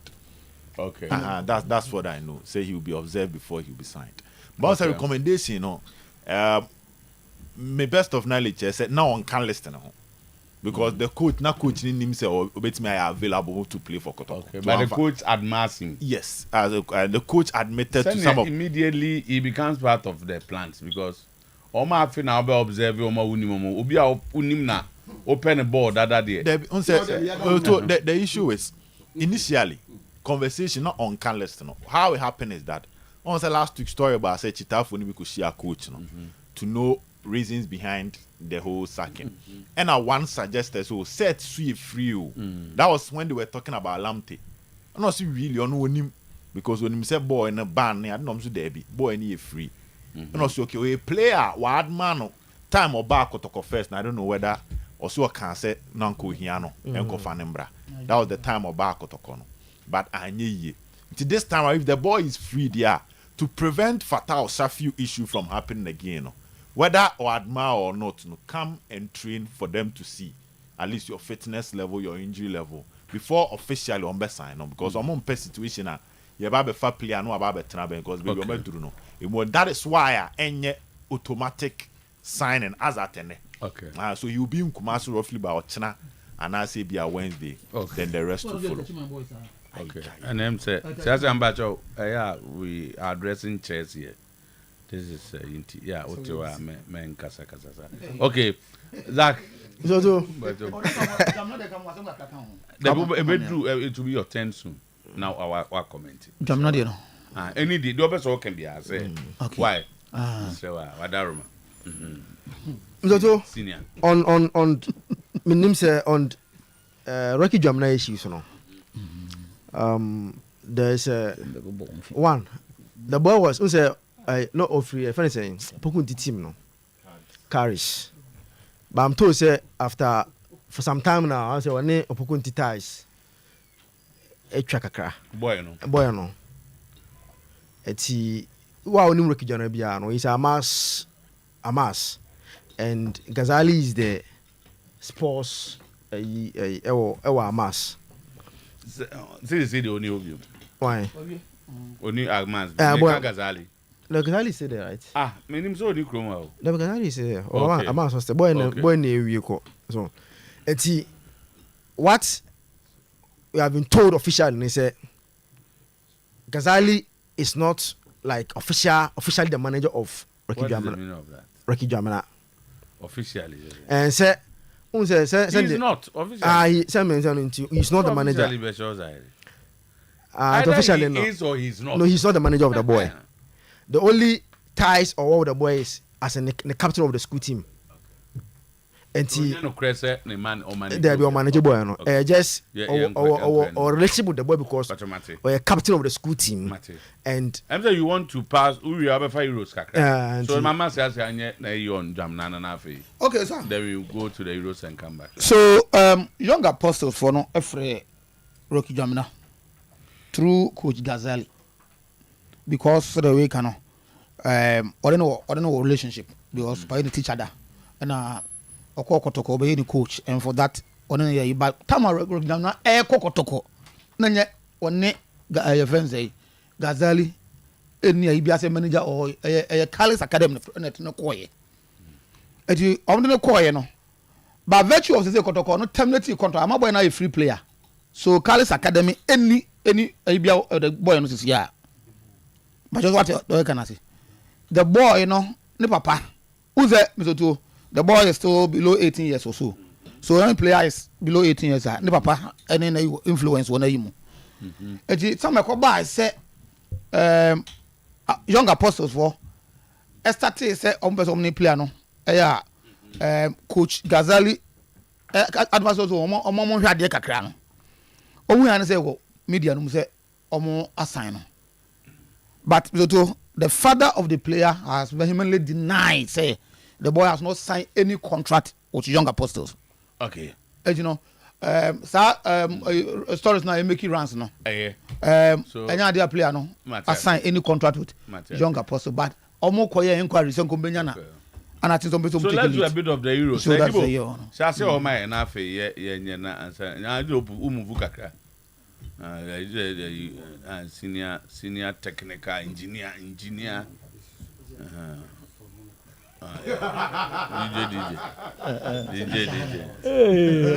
DJ no Loto Enra Germany top your group no but Switzerland mo a good fight on say Enra mi dwa teta kakra pa na dwa teta why did you allow Ghana Jaka to leave us na nyamo na mo ball league we amusi mu need defensive shield nyamo na mbeka akwarbo ba someone na mo wie such a player to leave your club be mu nyina na mpeso oko Jabi Alonso na yenu hojuma sana no tie Jabi no san kampam no jini captain ya am so oka so no anese so oko Germany se wo hwe Arsenal team na and say that Jaka no perform better when we a defensive midfielder alongside him until offer by Leverkusen Bayern Leverkusen defensive midfielder Endrich then they manage the role to move like a box to box midfielder Leverkusen boy in a double pivot at Arsenal na Partey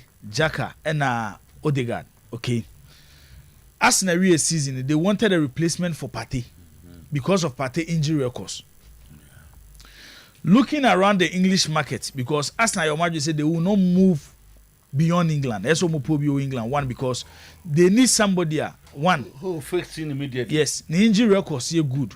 2, onim Premier League 3, or buy na or be Arsenal instant results.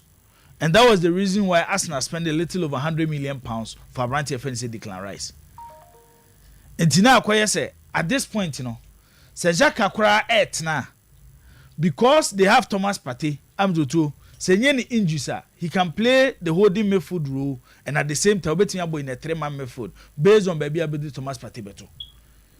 And ocean age now, players omodu sa age now. I am no more person better at the bench because who say number of years I cast a footballer or ball no is it he wanted the club a big guarantee first team football. Then Bayer Leverkusen came in. They had a coach based on the ideas this is the so on the ball no full 17 and no point. I don't think Arsenal a mistake behind allowing Ghana Jaka to move. Was strengthening Switzerland team and so you say Mbolo no. You have about tournament you about tournament you want to as one more ball crowd baby but when we talk about coaches contribution to players development in Doe this season I can about Thiago Motta and how I'll build a Bologna team no.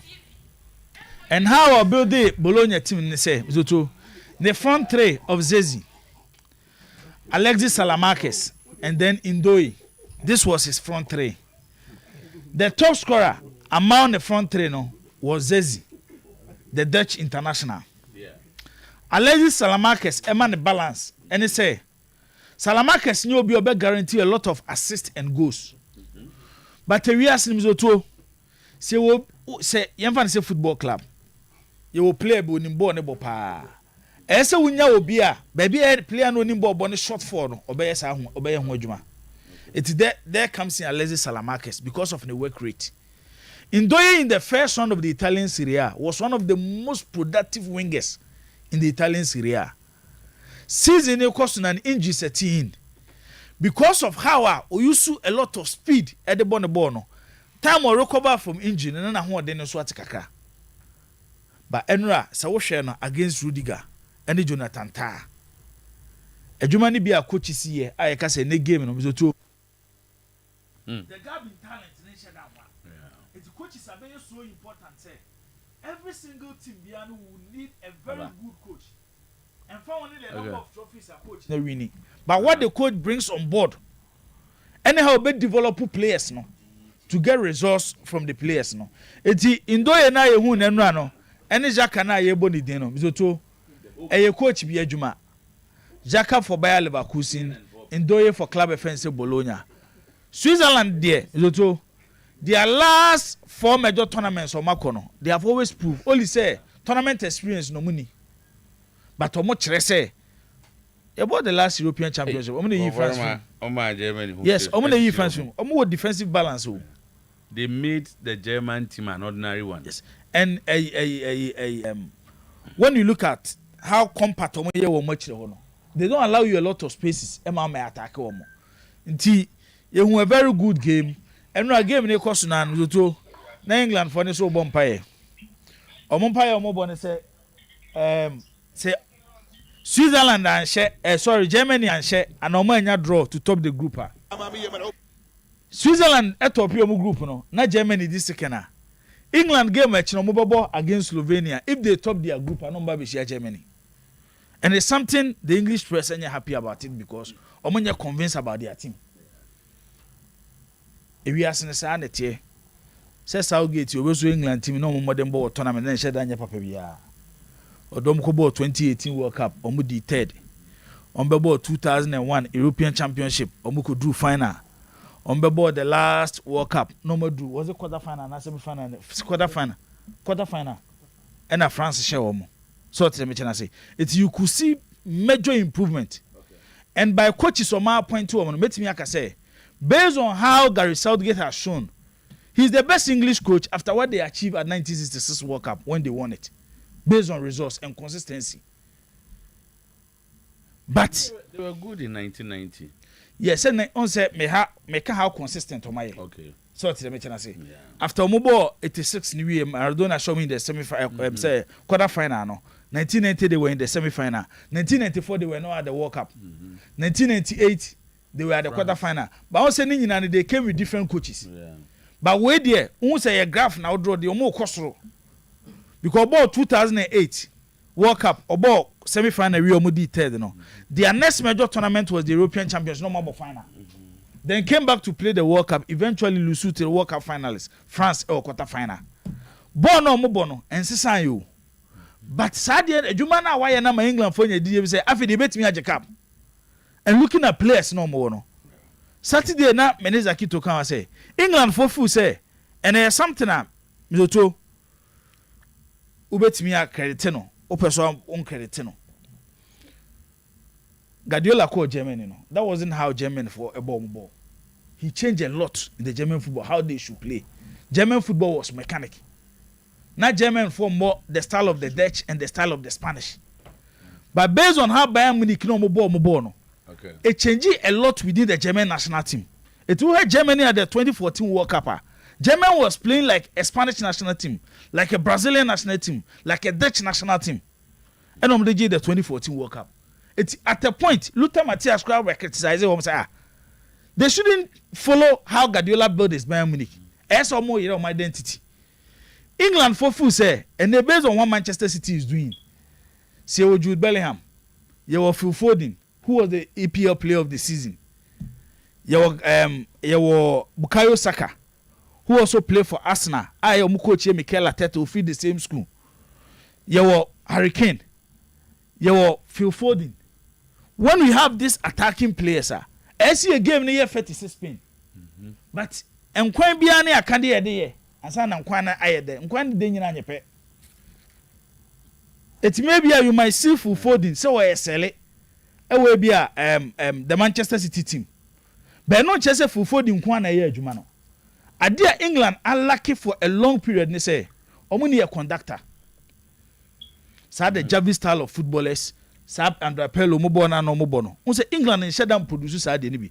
Omo na define the total was about total football now you need such players in your team. And the games na because no to Italy ejina either they finish third and now they finish second. Already Spain as Sometymer plays as leaders of the group. I said that na moye Mourinho choose the favorites no. Na me ne siase chat na me tise siase ka so Italy a tournament team. It's a tournament team no we say it's a tournament team no more tournament. Either they have the best squad and now they are among the best team at the tournament based on the squad no more dey ba no. Na ebi o ma ba be cap no. Like 2006. Na nipa be doubt it them no. Based on what they have gone through from 1998, 2000, 2002, 2004. Say you can't Tima or my bomb watcher. The Italian team stand in a better position of winning a tournament than any other country at the 2006 World Cup. Eventually, Marcello Lippi do Momokoje World Cup no. Say over the last European Championship near boy na Italy GNA. Roberto Mancini and no yomu coach no. No anya a long period to prepare that team. And they were lucky to have a Bonucci and a Chiellini in their team because Italy ba tournament biana and Italy ba tournament number ya there. One particular area Italy standing tall among other countries. Almost central defense. It almost the last European Championship no. The Bonucci and Chiellini the Maye at the tournament no. Untimi a single country. Abenyo mu two center backs. No more but Bonucci and Chiellini. Omo ba this tournament no. Omo de Calafiori and the Baxon in Aba. Omo show nyoma kaka the potential is there. But tournament experience they are lacking it. Say offer players omo do mobile tournament they are lacking a lot of things. Say Italy as a country. Roberto Baggio asha number 10 JC. Totti asha number 10 JC. Del Piero asha number 10 JC. Even when they won the last European Championship, now Lorenzo Insigne and they said number 10 JC. A number Italy for irrespective. It's an iconic number for Italy. The number 10 JC. Omo worship no. Italy ba tournament in the more squad near the squad number. But I say Pellegrini in the best 10. I want now who this is a problem. That means Italy air court tournament. Omuni a technical player wearing their number 10 JC. But playing against Croatia because Croatia team no. I keep on saying say their method need any balance. It's ultimate balance of method now. You stand a chance of beating Croatia. Luciano Spalletti as coach of Italy. Inti here and there obey no balance of method. Cristante is not a fine footballer, only a flamboyant footballer. But defensively, so far Italy method is some domoko tournament now. He is the best among them. It's you play Brian Cristante closer to Jorginho, then Nicolo Barella just at the top of your method to give your method balance. So Okoni say then move Federico Chiesa to the left side of Italy attack instead of playing him at the right side. Italy attacking the Inibenya bites kakra. Eti o baby two teams ni free bana. Zoto ejina how obi abe arranging the team. And I'm not sure Croatia bet me drop Modric, abebo Pasalic. Kovacic, and now Marcelo Brozovic. Say the Pasalic Babeshonti. Eventually they will go with Modric, Brozovic, Kovacic as their midfield. And midfield they lack a balance. It's me no more balance here. They will rely a lot on the speed and the pace of Abrantia friend Federico Chiesa. It's in the Italy qualification. No? It will depend on the form of friend Abrantia friend Federico Chiesa. Looking at the game carefully, Bema Boda, Yama 2-1 Italy. Definitely, Croatia. Yeah, against Croatia. Spain will also beat Albania. Say Spain, they Makase, they are one of the favorites to win the tournament. They are one of the favorites. Open the most balanced method at the tournament. Omane France, and I'm feel so more sad. We watch the defending champions. Some bet me at Croatia. Then they will move to 6. Okay. So Omobodra they will move to 4. Still they will be second. Okay. Ewo a group. Ni say Spain they already on Macementon position as top of the group. Nti ye be hwe how Croatia 1 point. Croatia 1, yeah. Omobodra against Albania. So it's your bigger chances of qualification. Yes. At least their way should be a draw. Yeah. Okay. Zach. Where for Gakra name? There's some concern there as I say about the English team. Yaman, Lamas, Yaman. Okay, so what is the issue? No, Baba, law. Oh, when the Germans are talking about law, you have to be careful with them. Say fine there. Say the highest say you need a fine. Fine. And the horse no, and one say more, you know. DFP president never DFP president never ye to create no dey about to no church room. It's about fine. Okay. You can't play beyond some. You can't 8:30 beyond a period of time. Emra wongo vogrobo. O ya akoda. No mumpie. So pia no be oti baby. Okay. Your man kola anya adwuma. And they part of omon kola labor laws for okay. Ebi organa ha o nim za. Oh dear. Ani kwasa hankola ya adwuma after that time. But I adwuma dey. Tina enya nsa advert before 8. Kola na koda na ye. Zach the animal. Okay, more abe na yi. And ma siasa answer in time ana okay. But say you share this argument here na abe. One about the English team, they are more for no. Yeah. They believe say there's a video that I'm gonna compile here in England's watch now. England's second game boy.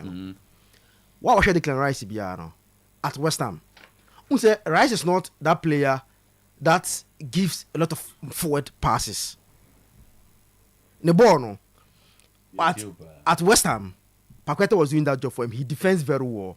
But to progress the ball or give a lot of forward passes a problem for the Rice. Even at Arsenal this season, last season, more of Partey and Jorginho doing that job for him.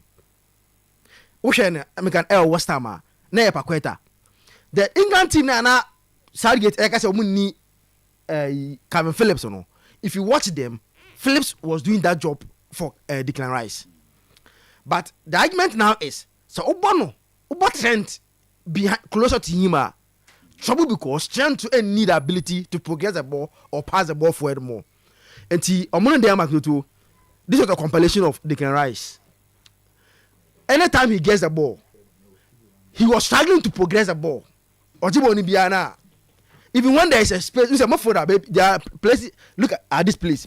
But midfielders now, progresses no. Let me progressive ball better no. Oh, when you can't and they discussing England. That usually anyway. So, there's a drunk of what and they're discussing England. And they're deciding discussing England. If you watch the screen, anytime Ojibo look at this place. Look at space for.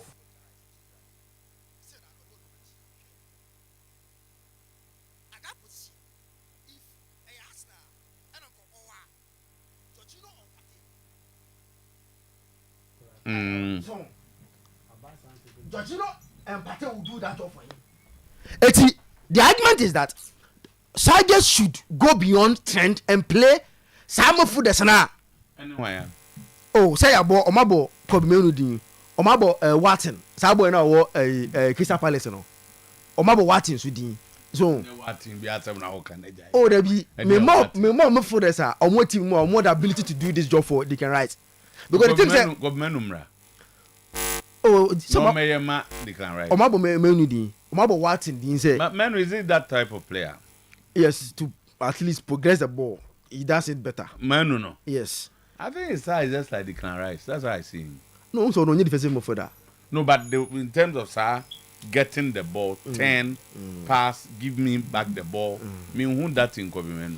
That's why they all accuse you. Rice is only. I've already no. Let's face it. They all accuse you. Right? I'm saying Kobe is just like Declan. No, but also Kobe progresses the ball. The ball couldn't him better. Okay. So he progressed. If you watch this video, anytime he space at Rice but still I don't look at it again.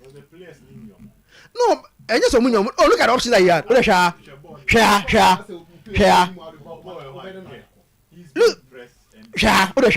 the options that he has. 1, 2, 3, 4. Passes on you may want to agree with him.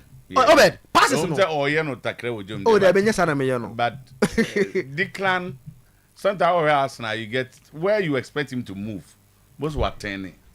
And as a long ones now the cost side no so only say he usually and Intina let me more say come on West Ham no Paqueta does that job for him at Arsenal for the period of a year Partey and Avante Fernandes say Jorginho and the thing say Obo Trenta you are rather giving you play Kobe Obo Uma the pressure more Declan play Kobe man. Yeah, or play Watson. That is the argument. Watson, they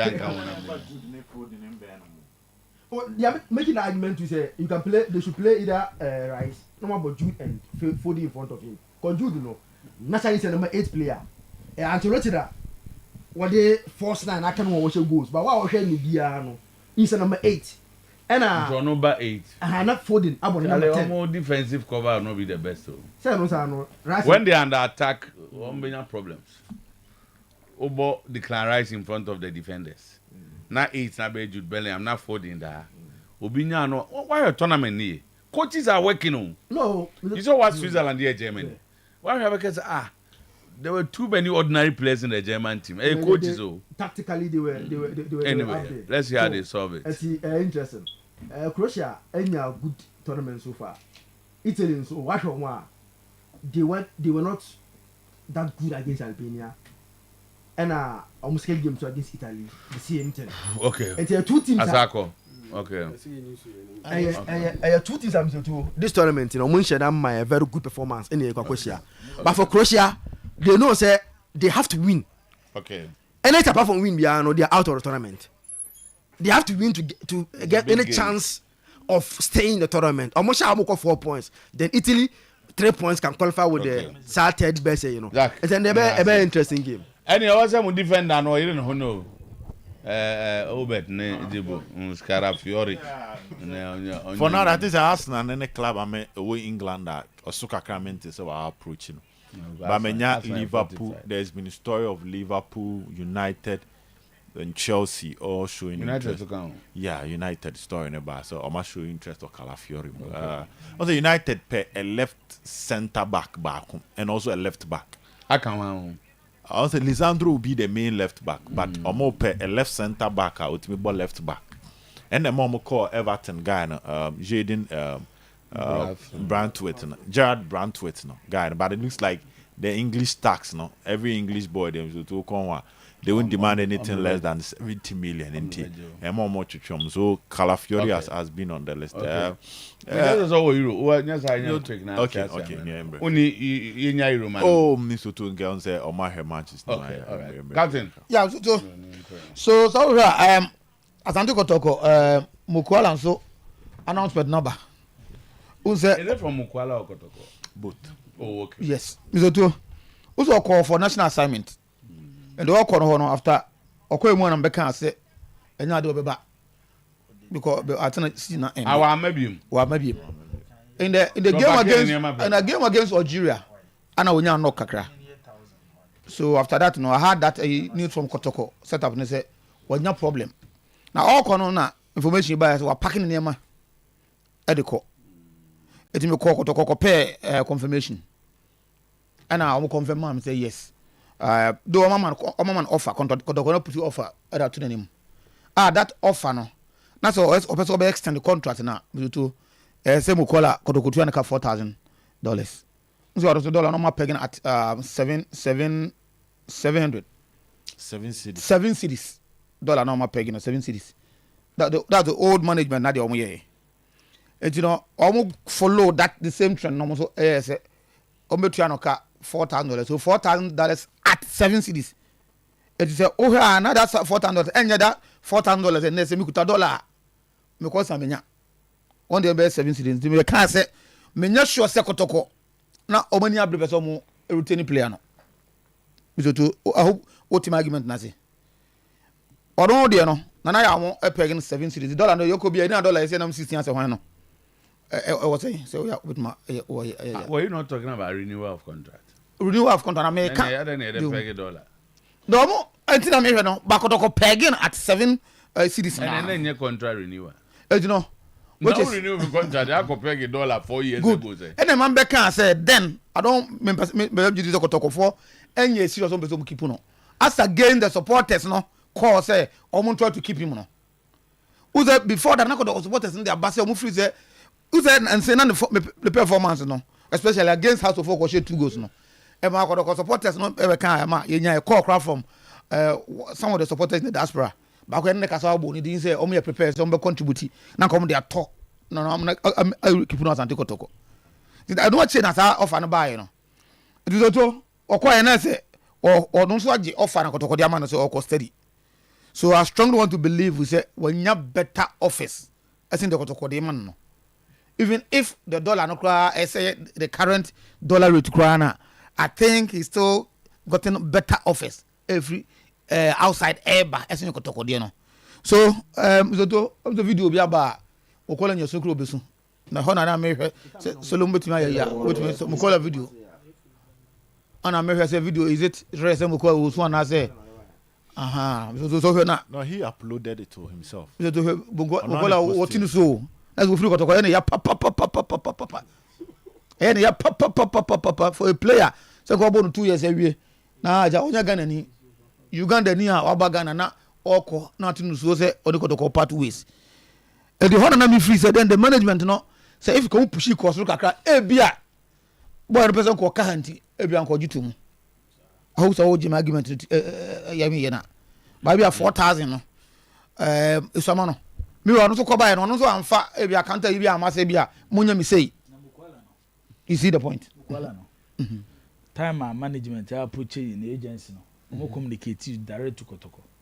Send a contract in a boy name to an abobo so Kotoko BMT. There is no chance for negotiation. So where Kotoko that was after Kotoko. I said before Kotoko they offer no. Offer new offer no man. Or mo communicate to the agency. So mo person mo ni mukwala tenase. And as so many agency ni tenase to extend player no contract. Then mo the back say mukwala contract in so or mo Kotoko BMT. So that's the who you say Kotoko and offer no be 4,000 be ko. So what caso mobium then why do that? According to Kotoko presented an offer to him. Also 4,000 is already in the contract optional. In case say both parties need jitum some better to aswa.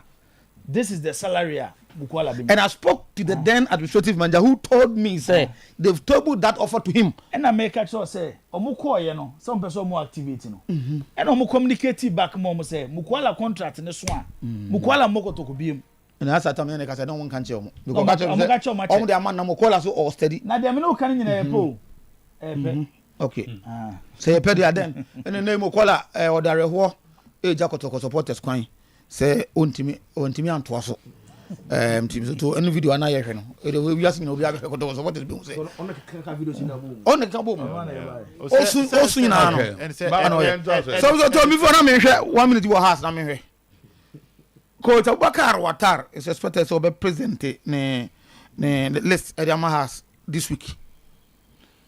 Now why they may be clear to those closer to him. Say nay a bit difficult to be for that young players no.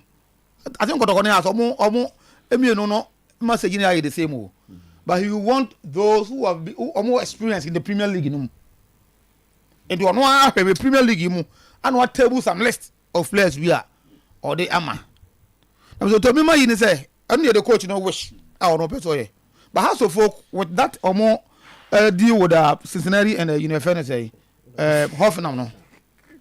So to it's like that there's some age bracket we are as a house of folk players be on the register at any point in time say be home and the players say Kakarimu ages now but I think between 22 23 up to 24 that is what a million deal no of course and then you money car say deal no the baba this money be boa ha some ma coach I'm going for Watara. I don't think some can say they be at a point in time no me some be boa no ba mu but house of folk no e independent club but you say omo na tie omo say omo more technical advice in case some person go for coach no say maybe say e do mo go for Watara no What finance for this is another topic. Has an independent body. So advice on office and the Juma. I know another thing. So I don't just as nothing for able detective. Any if for never detective has there coffee. Maybe for you know because not that advice. No, club they will need an experienced coach who is being in the system. Because I'm talking to you now. House of Folk family, they have no problem with Coach Ouattara. Interesting him so too. If you talk to House of Folk faithfuls, even the supporters front, to the management and to some of the board members, they have no problem with Coach Ouattara. And for that, we help you say and they on the better recruitment. And they want him to do the recruitment. Because previously your tanker advisors, your tanker say Saudi and every or okay. And they are not talking about Ouattara. So Mr. Vogu, yes. Me may have a problem with Ouattara. Me myself, me feel so I improve players. Me feel say players in the club form at depot, especially me striker Hamza is an example. But then, House of Folk for free say maybe you come good because of the experience or what. Let's man of that the benefit of that man of chance nine. What happened? So and then so we keep as representative squad now. Edema, Ediko to management number. Democracy cup, I know 5th of next month. So when you have a team the year before the match. Of course, say representative who announces another thing. Who's the one announces another thing? You represent another thing. So he only the players wants to work with them. They will need these players to make the game exciting. As you almost the same. Well,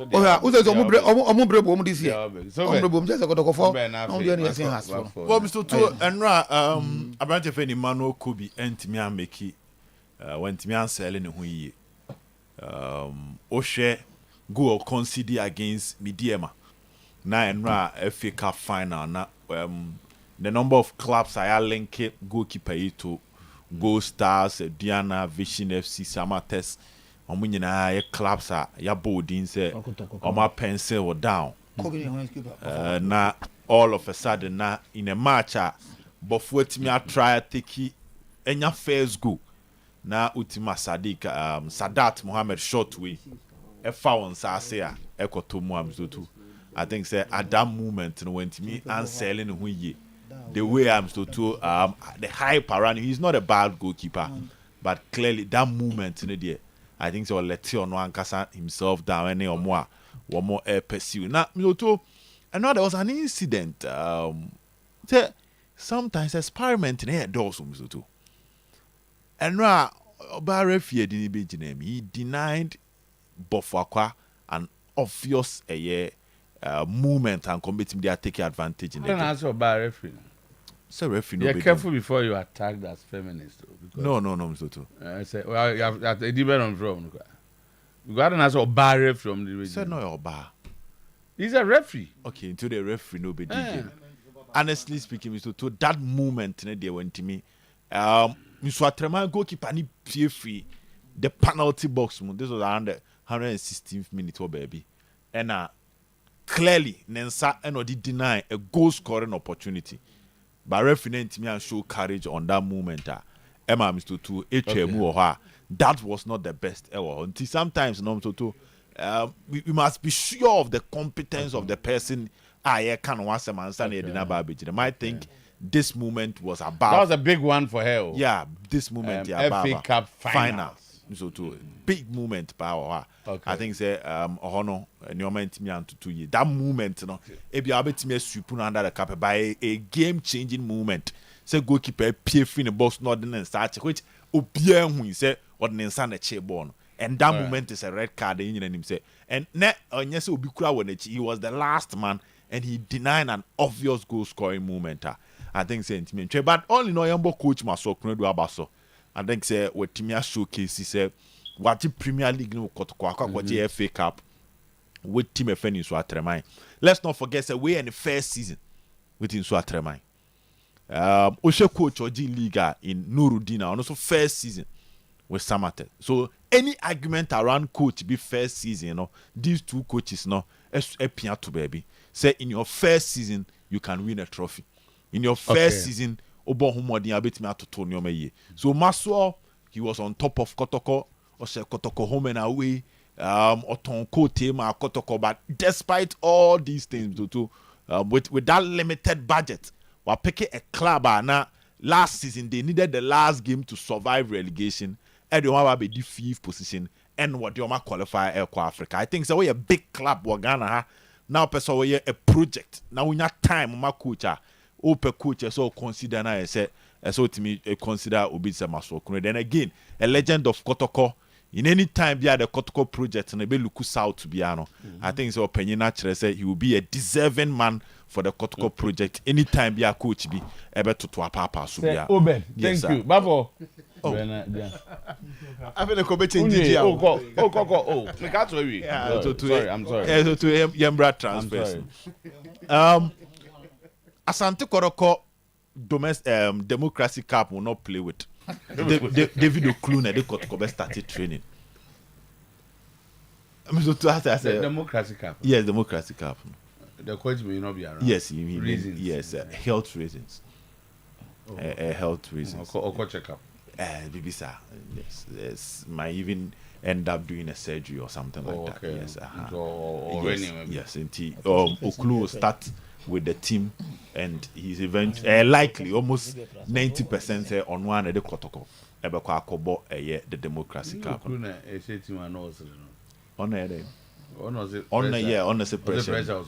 pressure. But on say why has a Jumano painting? Let's see how things will go. Kotoko will start training this week.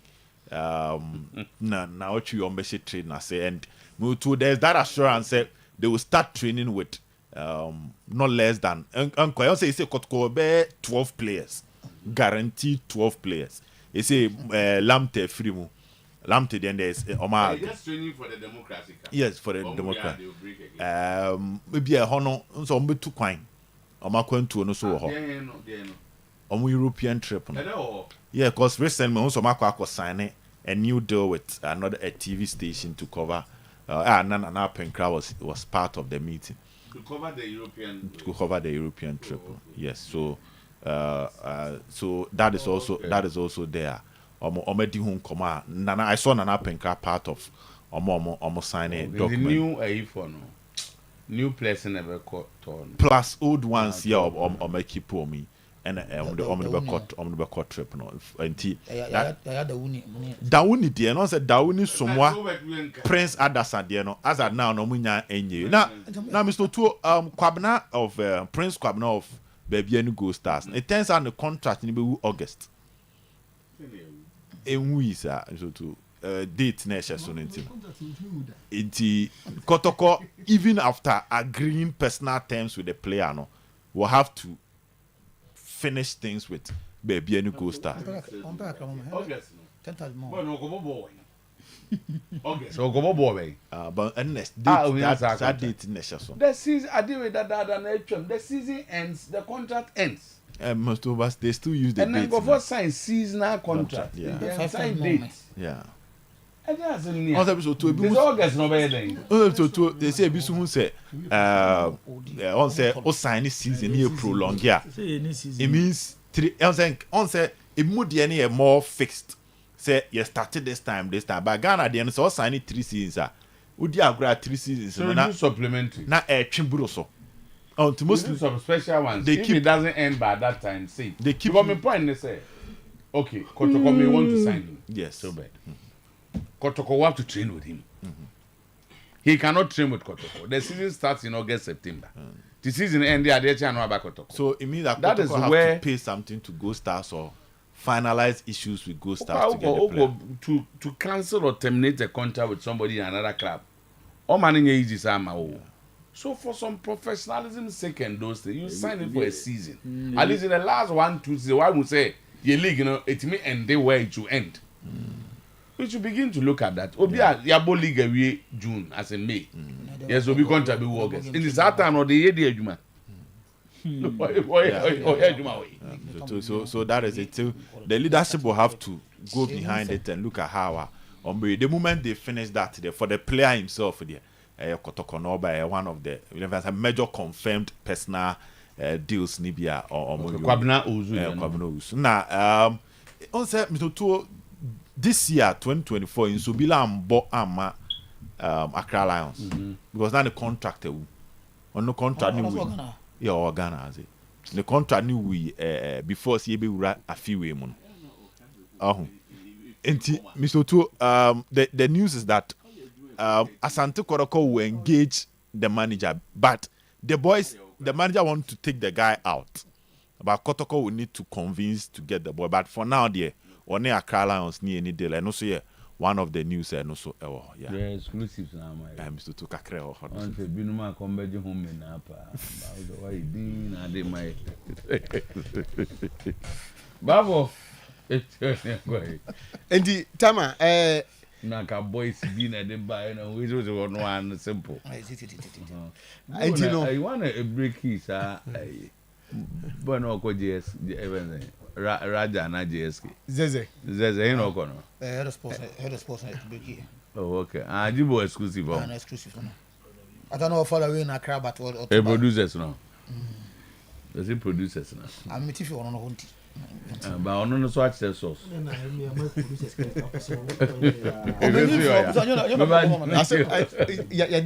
But that was really an exclusive. Tama, I Claire say, Coach Dr. Prosper Nateogum. Let me say, or soften his stance on some certain things, and we did say moving forward, you know. And I say, Oshia no man be no more. And no man a tono, a flash, no.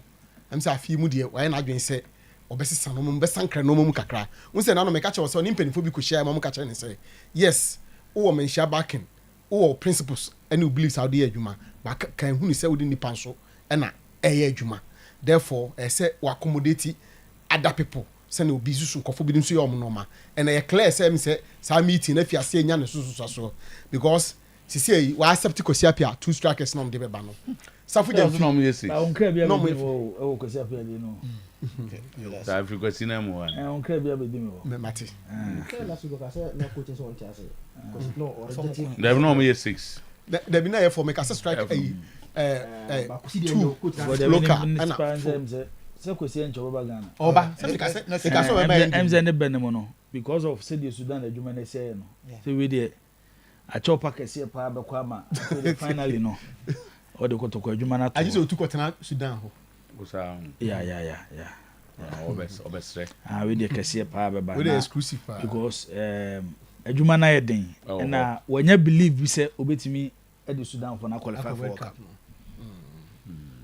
to be say the concentration no eko Sudan World Cup qualification no nti striker say nya abotre kakra so kotoko de any team na abotre kakra o player on pama kotoko enkran nini eno e fa no wake up why ni se ka o de enye twi no de ka na ebrofo a ko be en se kwasi abia so mfa obi a no wa kwa bia de asano no azande ka so ka no wa fra no coach no o mama ne free hands to work won interfere when adwuma oh say obi anka interference na go back ora so ka strikers interference ho asa enti ye ka say o say safu jam fie obi abusa question saka go say na esco na obende esco bay Ghana esco so esco member asema ho ai bidoto ye ntimi nka nyoma bebre wa ha but me from Nkomo Amedidi, not personally with Coach Kosiapia, but from Nkomo Amedidi no. Ude onim Coach Kosiapia yi. Enyo mebu wo wa the Kosiapia that I know on the normal he will not accept it. So to the mention say, free. And e bi edu bibi wo edu a wo ye ho hwia enyi. Ba Kosiapia say yemfa ne say enye ohene ene bebem se bi akwasi eye ne nana ebi o meye kotokojum on anaso on ko esku Kosiapia on the normal you know he will not accept to do it. Obenya ko is a second Otilo. Obia ko for haju Otilo ja. Okay. Etama em say ogum eti system na say how to work with people. Am as see no. Okay. We accept set said ya na kan purely from the supporters and the supporters push say Ubeg told us Kwesi will join the new board. Oyerepa that was previously, but I think the matter clarified. Okay. See a format. Okay. nti no sɛ to say no me for my information wagye atum omo a me nim say so we Rebecca so obey training tama wagye atum so me training me nim training say players will be able to so you're active. So to say active. What about 6 matches? Quite so okay. To say active player, only justified player. Maybe so to say he has played even 6 matches in the Israeli league. Me for what I know, only justified. Maybe at this particular moment, you can say. Mas obi say to say no baba ya abo adekro. Almost the same. Almost the same. It depends on what the coach can do with them. But one thing, only thing I make us do too. All these decisions should be a team decision because. Like last season, Kotokobo only 2 competitions, FA Cup and then league. By your positions, Bua na Kotoko 5 players or Ebua no mukra 4, Ebua no mukra say no. So Kotokobo FA Cup ne league in kwa. O de akosro kra no. 3. I say ntina almost also on this one is we. Nti we here ofo say 25 no. Say on say spread na. For me 25 no 26 na ye ni enkomo. Because we may end up with more or less movies okay, Matthias. And and when you are moving, who players be? What decided? I'm here. 26 no because 25 no cry. Anyway, and I'm like Tama. House of Folk so and for what I know no. And they Ebeka 20 players after enumerated training Ebeka 20 players almost everybody will go about 15 will have to leave now omo be 10 will be coming in now about joining all right omo e wo hono mo no na issue a eba esese yehwe na yeka the National Chapters Committee and now yeka say Elvis no mo ete ho illegally. They are not supposed to hold themselves as NCC leadership. Na damanya the negotiation on the illegal. And also who has master able but no because secretariat ekobusa phone say obi ko secretariat kobusa na penkra na kontompo ni afa etu ne na esi asem so ekosi da ben no Asia all parties involved I go to net to say enti aboliga ya se do na si asem no so ona ko enti the referee no na akai no ya ko tell you so say na wo ka say aboliga ni league ni abo awie o ni ya prompt no we say nye boni ti e be start season na ye ni kotoko ni cycles ni leadership na ye hanky panky the idea since we say ya enti ye I don't know hanky panky na we you know be say your court takwa go di no mu na de konkon ho ya so obi anim de ekoye de ne brofo no mi de minim kra bat tama so edipa wo kan omu ko takwa tama no ya ko takwa ko di hanky panky adi mu na ho na se mu na ho na sa konkon ho team na asense enu mu na ho ni so konkon ho no mu omu ko di takwa kama Benjamin Contractual Ministries enti asemi besi Kumasi Invasion Kumasi 2024 Invasion Kumasi 2024 Invasion Kumasi 2024 born TNE. Your friend the supernatural God's choices prophets Benjamin Fojo Oba Kumasia and crying mia no din jumaji so no mu ba na da wo beba no kodwan he betonyum Kofi betonyum hima mercy na no ka asem sa Kofi mercy no God's general Reverend Joseph Jima Asante bas on the 12th Friday Maranatha Evangelical Ministries Doom Kumasi be Senate House and behind the GCB. Contact yen 0207394501 and Sana Benjamin Fojo Ministries. Namia kwa waba 0207394504 0571139441. Grow fine. Obese utumididi, obese utimidei, obese feel weak ni ade de bia stronger pe grow fine be daily and regular intake of grow fine e ma unya enuane nro ene bibia e ma afi so ya de entimi entanye ye yo ana wo yare so ahon ton tem da bia ton dro Ghana ha ba bia obenya grow fine ho aha bra digital heba e wo Kumasi am coming about e be Bank of Africa 0244596532 0244596532. Grow fine makes you grow fine Edsem bitters. Usisi ukunini Okunini adiatumu adiatumu. Oh, SM nyamisha no. Usisi na ya say low sperm count. Low sperm count na say bema nkwamwa no munyedu enti sebi oni obada. Usi time. Dem kam kan so no ire da ba on se enka so no obada. Senyo obi anya na ire na da. Okay, bema de ire na okay.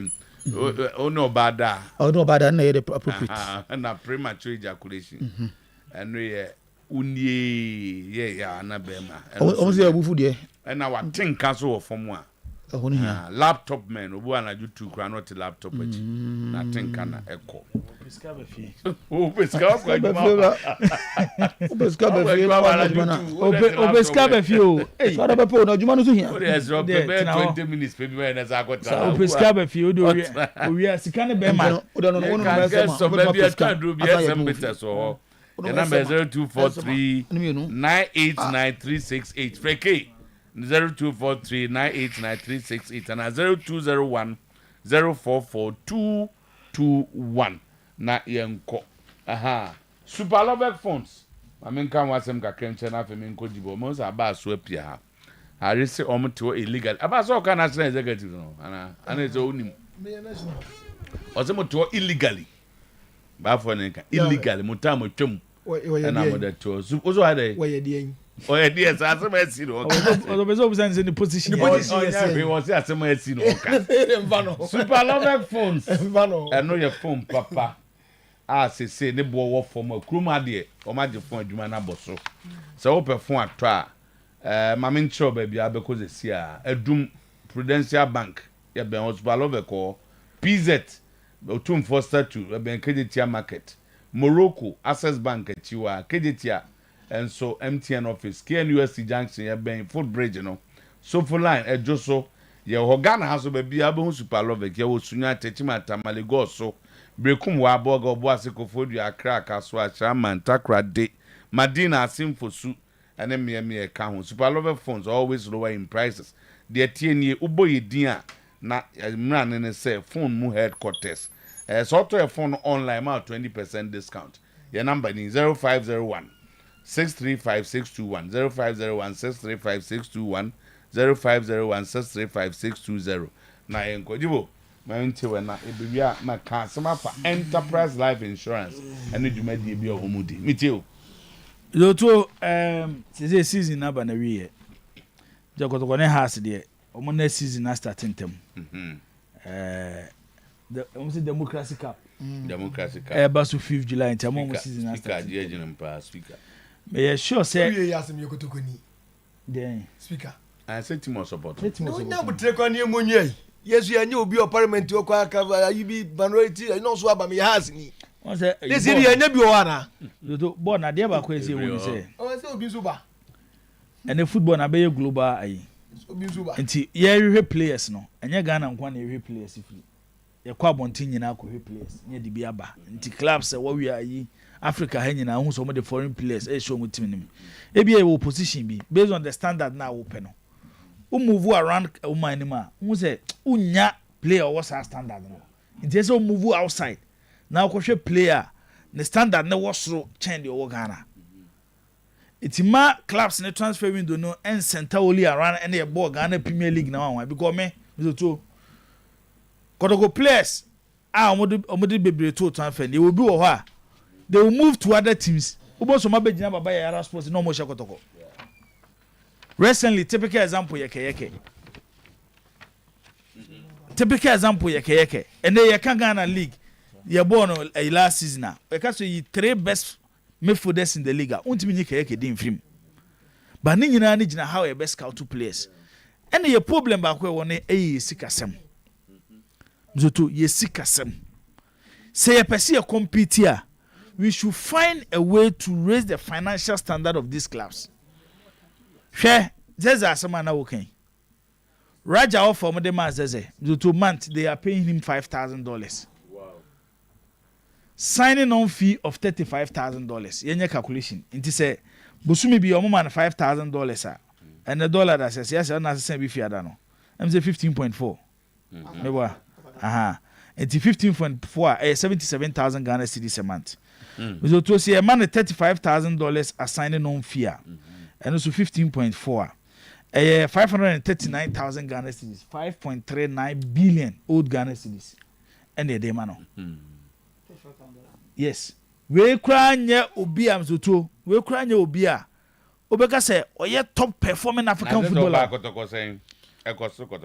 Zezana, Zez almost signed as a free agent. And a month we are no much and comes at 3,000 Ghana. Wow. And they were moving from 3,000 to 77,000 Ghana cedis. Difference of 74,000 Ghana cedis. Ultimately, some for foreign player bana wan. Bizo to ombeba. Ebi ani money me ya foreign player na ho akire no. Obema ne 2,000, 3,000 bi. Obedi aje. Obo 1 year na efa. Na club start so omo ba no bi man 7,000 na wontimi ntua obekọ. Obedi. Yemfa sade ni shi etim. Ene yen hu se bizo to kanen na na ese. Obi bebo ball because odokotoko odo has. And the footballers they are professionals. Omoye business. That is what they rely on. It is Obebo team. Now offer Biba. Yes, offer Biba because they all the Babona so the now so they are because see and also Babra. And go form the mobile brand and no show more no. Yes, because Abbas your footballers be bra. Omabo kotoko ne has e bi kro mo sacrifice here and the obedi credit.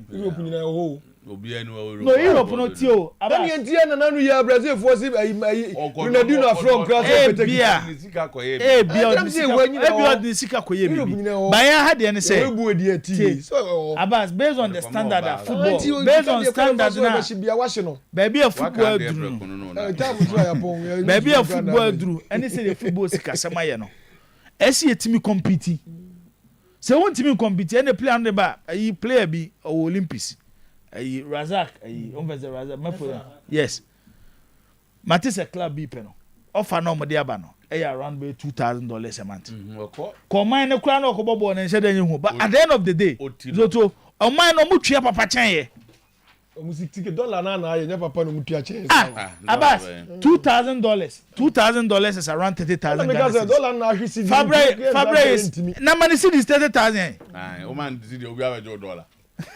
Man, oh, 30,000. I'm not sure I don't meet you. Can I miss suggest say at least for 5 players will be good 30,000. Let's go for when we can say. Maybe you, Yebenya.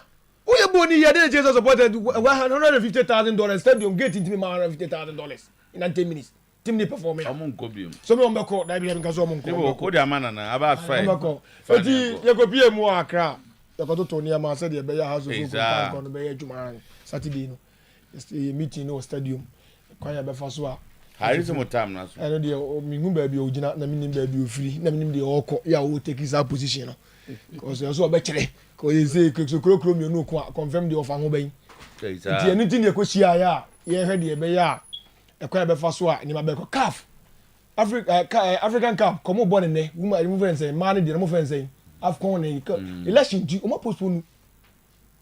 Election divisions the nam.